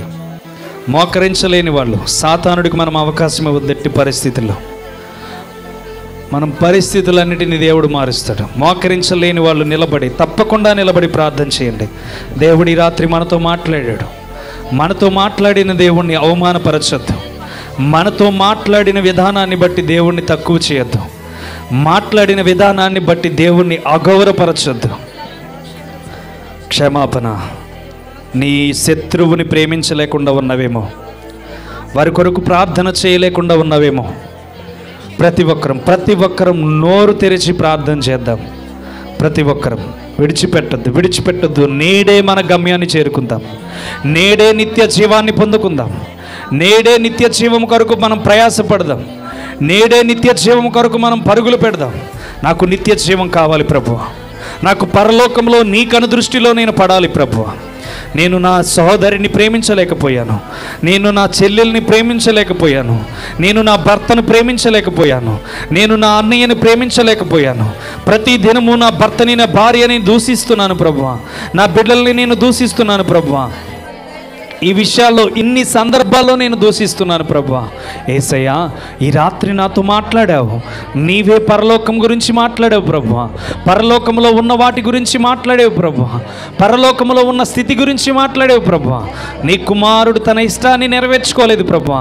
నీ ఇష్టమే నెరవేర్చుకున్నాడు ప్రభువా. నీ ఇష్టమే నెరవేర్చాడు. అయ్యా, నేను భూలోకానికి ఎందుకు వచ్చానయ్యా? నీ ఇష్టాన్ని నెరవేర్చడానికే కదా. నీ ఇష్టాన్ని నెరవేర్చుకోవడానికే నన్ను పంపించావు కదా. నీ ఇష్టాన్ని నెరవేర్చడానికే నన్ను బలపరిచినావు కదా. నీ ఇష్టాన్ని నెరవేరుస్తానయ్యా. ఇక ఇంతకాలము జీవించేశాను, ఇంతకాలము బ్రతికేశాను, ఇంతకాలము నడిచేశాను ప్రభువా. ఇక ఇదిగో నా రోదన కలిగిన గుండె నీ కొరకు ఆరాటపడుతుంది. నా రోదన కలిగిన గుండె నిత్య జీవం కొరకు ఆశపడుతుంది. జరుగుతున్న కాలాలు నీ కుమారుడి ద్వారా వివరించావు ప్రభువా. జరుగుతున్న ఉద్దేశాలు మాకు తెలియజేశావు ప్రభువా. దేవా, ఇంకా ఈ రాత్రి నేను ఆలస్యం చేయను. ఇక నేను ఏమాత్రం ఆలస్యం చేయను. నా తల్లిదండ్రులు మోసం చేశాను ప్రభు. రహస్యంగా నేను నీతిగా కనబడాలని 10 మందికి అనుకున్నాను ప్రభు. నీతిగా జీవించాలి 10 మంది దగ్గర అనుకున్నాను, కానీ నన్ను నేను మోసం చేసుకుంటున్నానని గుర్తించుకోలేకపోయాను ప్రభు. నన్ను నేనే మోసం చేసుకుంటున్నానని ఆలోచించుకోలేకపోయాను ప్రభు.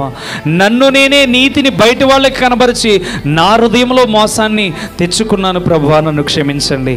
ఈరోజు నీ పరలోక స్థితిలో నేను ఫలము పొందాలంటే మొదట నా నీతి నీకు కనబడాలి ప్రభువా. మొదట నా నీతి నీకే కనబడాలి ప్రభువా. యేసయ్యా, నా నీతిని నీకే చూపిస్తాను. ఇక నుండి ఈ రాత్రి మనకి అవకాశం కనుక దేవుణ్ణి అడుగుదాం. ప్రభువా, ఈ రాత్రి నాకు అవకాశం నీ కుమారుడి ద్వారా మాట్లాడావు. ఈ రాత్రి నాకు అవకాశం నీ భక్తుడి ద్వారా మాట్లాడావు గనుక అయ్యా, తప్పకుండా నా నీతి నీకే ఈ దినాన్ని నుంచి కనబరుస్తాను. నా మార్గాలు నీకే కనబరుస్తాను. అయ్యా, ఇదిగో నా శత్రువుని నేను ప్రేమించలేకపోయాను, నా బంధువులను నేను ప్రేమించలేకపోయాను. అయ్యా, ఇదిగో వారు నాకు అవసరమైన సమయంలో సహాయం చేయలేదు కనుక వారిని నేను క్షమించే గుణంతో చూడలేదు, వారిని దూషించాను ప్రభువా. నా బంధువులతో మాట్లాడడానికి అసహించుకున్నాను ప్రభువా. వీళ్ళు నాతో మాట్లాడలేదు, నాకు అవసరం తీర్చలేదని అయ్యో నేను ఎన్నోసార్లు వారి మీద విరోధంగా ఆలోచన చేశాను ప్రభువా. అసలే మొదట వారిని ప్రేమిస్తేనే వారు సమాధానానికి వస్తారని దేవుడు తెలియచేశాడు కనుక ఇక్కడి నుంచి వారిని ప్రేమిద్దాం, వారి కొరకు ప్రార్థన చేద్దాం. అలా ఉంటాను ప్రభువా అని మీరు హృదయంలో తీర్మానం చేసుకోండి. నేను ఒకరి కోసం ప్రార్థిస్తాను, నన్ను ద్వేషించే వారిని ప్రేమిస్తాను ప్రభువా అని తీర్మానం తీసుకోండి. మీ నోటితో పలికి దేవునికి అప్పగించండి. ఎందుకంటే మనము నిత్య జీవము కొరకు పరుగులు పెట్టేవాళ్ళం, నిత్య రాజ్యము కొరకు పరుగులు పెట్టేవాళ్ళం, నిత్య ఆకాశం వైపు చేతులెత్తి పవిత్రమైన చేతులెత్తి ప్రార్థన చేయవలసిన వాళ్ళం. మన హృదయాన్ని శత్రువుని ప్రేమించే రీతిగా మారుద్దాం. శత్రువు కోసం ప్రార్థన చేసే రీతిగా ప్రార్థన చేద్దాం. రెండవదిగా మన నీతిని దేవునికి చూపిద్దాం. మూడవదిగా ఆయన నీతిని, ఆయన రాజ్యాన్ని వెతికితే అవన్నీ మనకు అనుగ్రహించబడతాయి కనుక ముందు దేవుణ్ణి వెతుకుదాం, దేవుని చిత్తాన్ని కనుగొందాం, దేవుని ఉద్దేశాలను కనుగొందాం ప్రభువా అని చెప్పి ప్రార్థన చేద్దాం. మొదటిగా మీ వ్యక్తిగత జీవితంలో చేసిన పొరపాట్ల గురించి ఒప్పుకుందాం. మీ వ్యక్తిగత జీవితాల్లో ఏ పొరపాటు చేశారో, మీ నోటితో చేశారో, మీ చూపుతో చేశారో, మీ తలంపుతో చేశారో, మీ చేతులతో ఎవరిదైనా దొంగిలించారో దాన్ని బట్టి మీరు ప్రార్థన చేసుకోండి. మీ అంతరంగంతో దేవుడు ఈరోజు మాట్లాడాడు, మీ అంతరంగాన్ని దేవుడు దర్శించాడు కనుక మీరు చేసిన చేతులతో చేసిన దొంగతనాలు, చేతులతో చేసిన అపవిత్రమైన కార్యాలు ప్రతి ఒక్కటి ఒప్పుకుందాం. ఒప్పుకుంటే దేవుడు క్షమించే దేవుడు, ఒప్పుకుంటే దేవుడు హృదయాన్ని ఇచ్చే దేవుడు. తప్పకుండా మనం ఒప్పుకుందాం.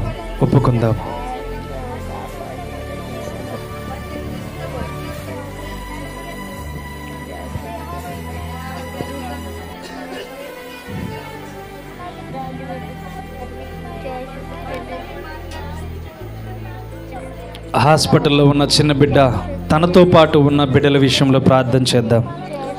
ప్రతి ఒక్కరం ఇక్కడ ప్రార్థించగా చిన్నారులకు ఎంతోమందికి స్వస్థత జరిగింది. ఇక్కడ ప్రార్థించగా అనేక మంది రోగాలు విడుదలైనవి. ఇక్కడ ప్రార్థించగా అనేక మంది స్వస్థత కలిగిన మాటలు విన్నాం.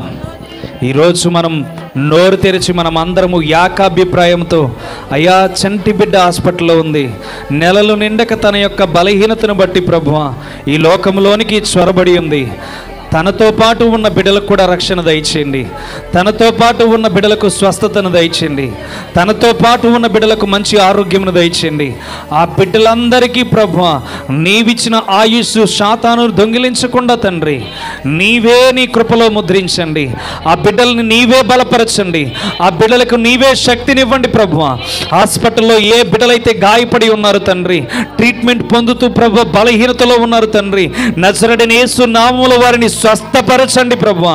నజరేయుడైన యేసు నామములో వారి ఆయుష్ నిలబెట్టండి ప్రభువా. నజరేయుడైన యేసుక్రీస్తు నామములో వారిలో ఉన్న ప్రతి బలహీనత యేసు నామములో విడుదలవునుగాక. దేవానికి వందనాలు. ఇదిగో ఎక్కడ ఇద్దరు ముగ్గురు కూడి ఉంటారో అక్కడ నేనుండి ఆలకిస్తానన్నావు. ఇంతమంది చిన్నారి కోసం ప్రార్థన చేస్తున్నాం, ఇంతమంది చిన్న బిడ్డ కోసం ప్రార్థన చేస్తున్నాం. నీవే కరుణించి ఆ బిడ్డ ఆయుష్ను నిలబెట్టండి, కుటుంబానికి విశ్వాసాన్ని నీవే నిలబెట్టండి, కావలసిన సమృద్ధిని నీవే సమకూర్చండి, కావలసిన సమృద్ధిని నీవే సమకూర్చమని ప్రార్థన చేస్తున్నాం తండ్రి. అయ్యా ఇదిగో సహోదరుడు యేసు రక్తాన్ని బట్టి కూడా ప్రార్థన చేస్తున్నాం. యేసు రత్నమును కూడా నీవు జ్ఞాపకం చేసుకోండి. నీ బిడ్డకి మంచి ఆరోగ్యము దయచేయండి. ఎటువంటి స్ట్రగుల్స్ కానీ, ఎటువంటి ఇబ్బందులు కానీ, ఎటువంటి సమస్యలు కానీ వేసుకుంటున్న ట్యాబ్లెట్ల ద్వారా పూర్తిగా రికవరీ అయ్యే భాగ్యాన్ని దయచేయండి. నీ రాజ్యంలోని బిడ్డ అడుగు పెట్టాలని ఆశపడుతున్నాడు, నీ వైపు అడుగు పెట్టాలని ఆశపడుతున్నాడు తండ్రి. మనుషులు ఎవ్వరూ తనని గాయపరచకుండా నువ్వే నీ బిడ్డలతో ధైర్యాన్ని దయచేయమని ప్రార్థన చేస్తున్నాను. ఆ బిడ్డ కుట్టుల్ని నీవే స్వస్థపరిచి మంచి ఆరోగ్యంతో నడిపించండి ప్రభువా. అలాగే గర్భఫలము లేక బిడ్డలు ఎంతోమంది ప్రార్థనలు అవసరతలు అడుగుచున్నారు తండ్రి. గర్భఫలము లేక బాధపడుతున్న బిడ్డల్ని జ్ఞాపకం చేసుకోండి. వారు బిడ్డల్ని చూడాలని ఎంతో ఆశ కలిగి ఉన్నారు ప్రభువా. వారి బిడ్డల్ని చూడాలి, నేను ఎత్తుకోవాలి నా బిడ్డనని ఎంతో ఆశతో ఉన్నారు ప్రభువా. నజరేయుడైన యేసుక్రీస్తు నామములో వారి గర్భఫలానికి ఆటంకంగా నిలుచు ప్రతి అపవిత్ర శక్తులను, చీకటి శక్తులను, అంధకార శక్తులను నజరేయుడైన యేసు నామములో ఇప్పుడే ఆ గర్భఫలం నుంచి విడుదల చేయమని ప్రార్థిస్తున్నాను.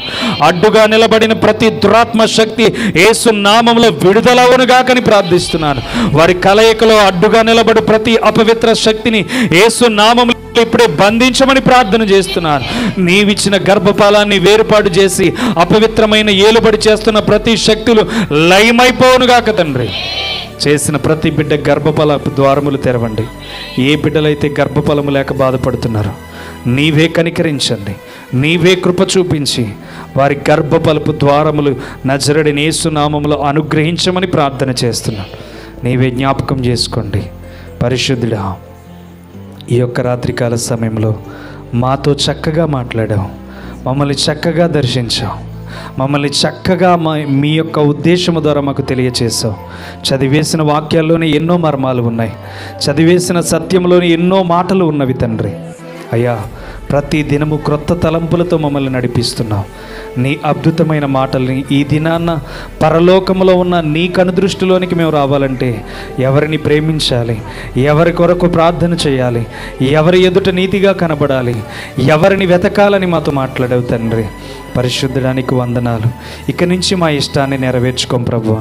నీ ఇష్టాన్ని మాత్రమే నెరవేరుస్తాం, నీ ఇష్టాన్ని మాత్రమే మేలుకరంగా నడుస్తాం తండ్రి. పరిశుద్ధుడా, ఈ యొక్క ప్రాంగణంలో తండ్రి వాతావరణం వేడితో ఉంటుంది కనుక నీ బిడ్డలు తండ్రి సహాయకులుగా తండ్రి ఒక స్పాన్సర్ చేశారు తండ్రి. ఆ బిడ్డలను దీవించండి, వారి కుటుంబాన్ని ఆశీర్వదించండి. నీవే నీ కృపలో మేలు చేయమని ప్రార్థనలు చేస్తున్నాం. వారి కుటుంబాన్ని, వారి కుటుంబంలో ఉన్న సమస్యలను తీర్చండి, వారికి ఉన్న వేదనలను తొలగించండి ప్రభువా. నీవే చాలి చూపించి మేలు చేయమని ప్రార్థన చేస్తున్నాం. పేదల విషయంలో అనేక మంది ప్రభువా ద్వారాలు తెరిచి వారి హృదయం ద్వారా తండ్రి అనేక మంది సహకారులు ఏర్పాటు చేసావు తండ్రి. వారిని కూడా దీవించండి ప్రభువా. నీవే కృప చూపించండి. ఈ పరిచర్యలో ప్రభువా నీ నామానికి ఘనత తీసుకురావాలి ప్రభువా. ఈ పరిచర్యలో అనేక మందికి ఆహారం పెట్టేవారిగా ఇక్కడున్న ప్రతి బిడ్డను ఏర్పాటు చేయండి తండ్రి. నీవు దీవించండి, ఆశీర్వదించండి ప్రభువా. ఈ వారంలో కూడా తండ్రి అయ్యా ఇదిగో ఏర్పాటు చేయబోయే విందు విషయంలో ప్రభువా ప్రతి ఒక్కరూ ఆకలితో ఉన్న వారికి ఆహారం అందాలి తండ్రి. నీవే కృప చూపించి మేలు చేయండి తండ్రి. ఆకలితో ఉన్న వారిని ఆకలి తీర్చమన్నావు తండ్రి. వస్త్రములు లేని వారికి వస్త్రములు ఇవ్వమన్నావు తండ్రి. నీవే నీ యొక్క మాటలు నెరవేర్చే బిడ్డలుగా నీవే నిలబెట్టమని ప్రార్థన చేస్తున్నాను అయ్యా. తెలియక పొరపాట్లు చేసిన బిడ్డలు తండ్రి ఎన్నోసార్లు అయ్యో తలంపుల్లో ఆలోచించే తప్ప అని ఆలోచన చేసి ఉండుంటారు. హృదయంలో కూడా దూషిస్తే తప్ప అని ఆలోచన చేసి ఉండుంటారు. అయ్యా ఇవన్నీ తప్పే గనుక నీవు వీటన్నిటికీ జవాబు లెక్క కట్టేవాడు గనుక ఇక్కడి నుంచి నీ బిడ్డలకు అవకాశం ఇవ్వండి. ఏ విషయంలో ఎవరిని దూషించకుండా, ఏ విషయంలో ఎవరిని గాయపరచకుండా, ఏ విషయంలో ఎవరిని బాధపరచకుండా, ఏ విషయంలో ఎవరిని అవమానపరచకుండా నీవే దీవెనలతో నింపి నడిపించండి. బిడ్డలు నిత్య జీవము కొరకు ఆరాటపడుతున్నారు ప్రభువా. నిలవలేకపోయినా ఏదో వాక్యం ద్వారా నా జీవితాన్ని మార్చుకోవాలని వస్తున్నారు తండ్రి. అయ్యా వారికి నిత్య జీవితాన్ని పర్మనెంట్ చేసే జ్ఞానాన్ని దయచేయండి ప్రభువా. పర్మనెంట్గా ఉండే జ్ఞానాన్ని వారికి దయచేయండి. వారిని వారి కాపాడుకునే భాగ్యాన్ని దయచేయండి ప్రభువా. నీవే దీవించండి. ఏ ఒక్క బిడ్డని విడిచిపెట్టొద్దు. ప్రతి ఒక్కరిని పేరు పేరు చొప్పున దీవించి ఆశీర్వదించి బలపరచండి. ఈ పరిచర్యలో ఎంతోమంది ప్రార్థనలు చేస్తున్న ప్రతి బిడ్డను దీవించి ఆశీర్వదించండి ప్రభువా. వినికిడి ద్వారా వింటున్న కుటుంబాలను కూడా జ్ఞాపకం చేసుకోండి. వినికిడిలో విండి బలపడుతున్న బిడ్డలను కూడా జ్ఞాపకం చేసుకోండి. అంతములోనికి వెళ్తున్నాము గనుక ఖండించి బుద్ధి చెప్పమని వాక్యం చెప్పింది. ఎవరి మనసైనా నొప్పుకొని ఉంటే తండ్రి, ఎవరి మనసైనా గాయపడి ఉంటే తండ్రి వారిని క్షమించండి. వారిని కొరకు హెచ్చరిక ఇచ్చానని వారి మరిచిపోయి కోపపడి ఉంటే వారిని మన్నించండి. నా విషయంలో ఏదైనా పొరపాటు ఉంటే నన్ను క్షమించండి. మాకు వాక్యంతో గద్దింపించావు గనక మమ్మల్ని మా కుటుంబాలను జ్ఞాపకం చేసుకోండి. మేము చేస్తున్న పాడి పంటలను దీవించండి, ఆశీర్వదించండి. నా గ్రామంలో ఎంతోమంది బిడ్డలు చెరువులు వేసి ఉన్నారు తండ్రి. అయ్యా వైరస్తో ఎంతోమంది బిడ్డలు బాధపడుతున్నారు తండ్రి. అయ్యా ఇదిగో పంట చేతికి వస్తుందా అనుకున్న సమయంలో ఎవరైతే బాధపడుతున్నారో తండ్రి ఆ పంట సమృద్ధిగా చేతికి అందే కృపను దయచేయండి ప్రభువా. ఎవరైతే ప్రభువా ఇంకా వైరస్ రాకుండా అనేకమైన ప్రాంతాల్లో ట్యాంకులు ఉన్నాయి తండ్రి, ఆ వైరస్లు దరికి చేరకుండానట్లు ప్రతి స్థలమందును నీ కృపనుంచండి ప్రభువా. వారిని దీవించండి. అప్పుల్లో ఉన్నారు, సమస్యల్లో ఉన్నారు, ఇది చూస్తే గట్టెక్కుతామని ఆలోచనలో ఉన్నారు తండ్రి. ప్రతి ఒక్కరికి సమాధానం దయచేయండి. వారి చెరువులను నిండుగా దీవించి ఆశీర్వదించండి. పరిశుద్ధుడా హాస్పిటల్లో ఉన్న బిడ్డలకు మంచి ఆరోగ్యం దయచేయండి. నీవే కృప చూపించి చెప్పబడిన సాక్ష్యములను బట్టి నీ నామానికి మహిమ తెచ్చుకున్నారు. మరలా వచ్చే వారం వరకు తండ్రి మమ్మల్ని మేము కాపాడుకుంటూ, మమ్మల్ని మేము నిలబెట్టుకుంటూ నిత్య రాజ్యము కొరకు మా జీవితాలను సంకల్పం వైపు నడిపించి విలువైన జీవితాన్ని మాకు ఈ దినాన్ని నేర్పించావు గనుక ఈ వారమంతట్లో మరింత శక్తిని పొందుకుని నీతో ఉండే సహవాసం మాకు దయచేయమని, మా జీవితాలను వెలుగులోనికి నడిపించమని నీకే మహిమ ఘనత ప్రభావములు చెల్లిస్తూ నజరేయుడైన యేసుక్రీస్తు నామం పేరట చేసిన ప్రతి ఒక్క ప్రార్థనకు ప్రతిఫలమిస్తున్నావని నమ్ముచు నజరేయుడైన యేసు నామమున అడుగుచున్నాం తండ్రి. ఆమేన్. ఆమేన్. మన తండ్రి దేవుని ప్రేమయను మన ప్రభువును రక్షకుడునైన యేసుక్రీస్తు యొక్క కృపా సంధియును పరిశుద్ధాత్మ దేవుని అన్యోన్య సహవాసము ఇప్పుడు ఎల్లప్పుడూ కూడి చేరి వచ్చిన ప్రతి చిన్న బిడ్డలకును పెద్దలకును వచ్చిన అందరికీ దేవుని కృప ఆశీర్వదించి నడిపించుదురుగాక.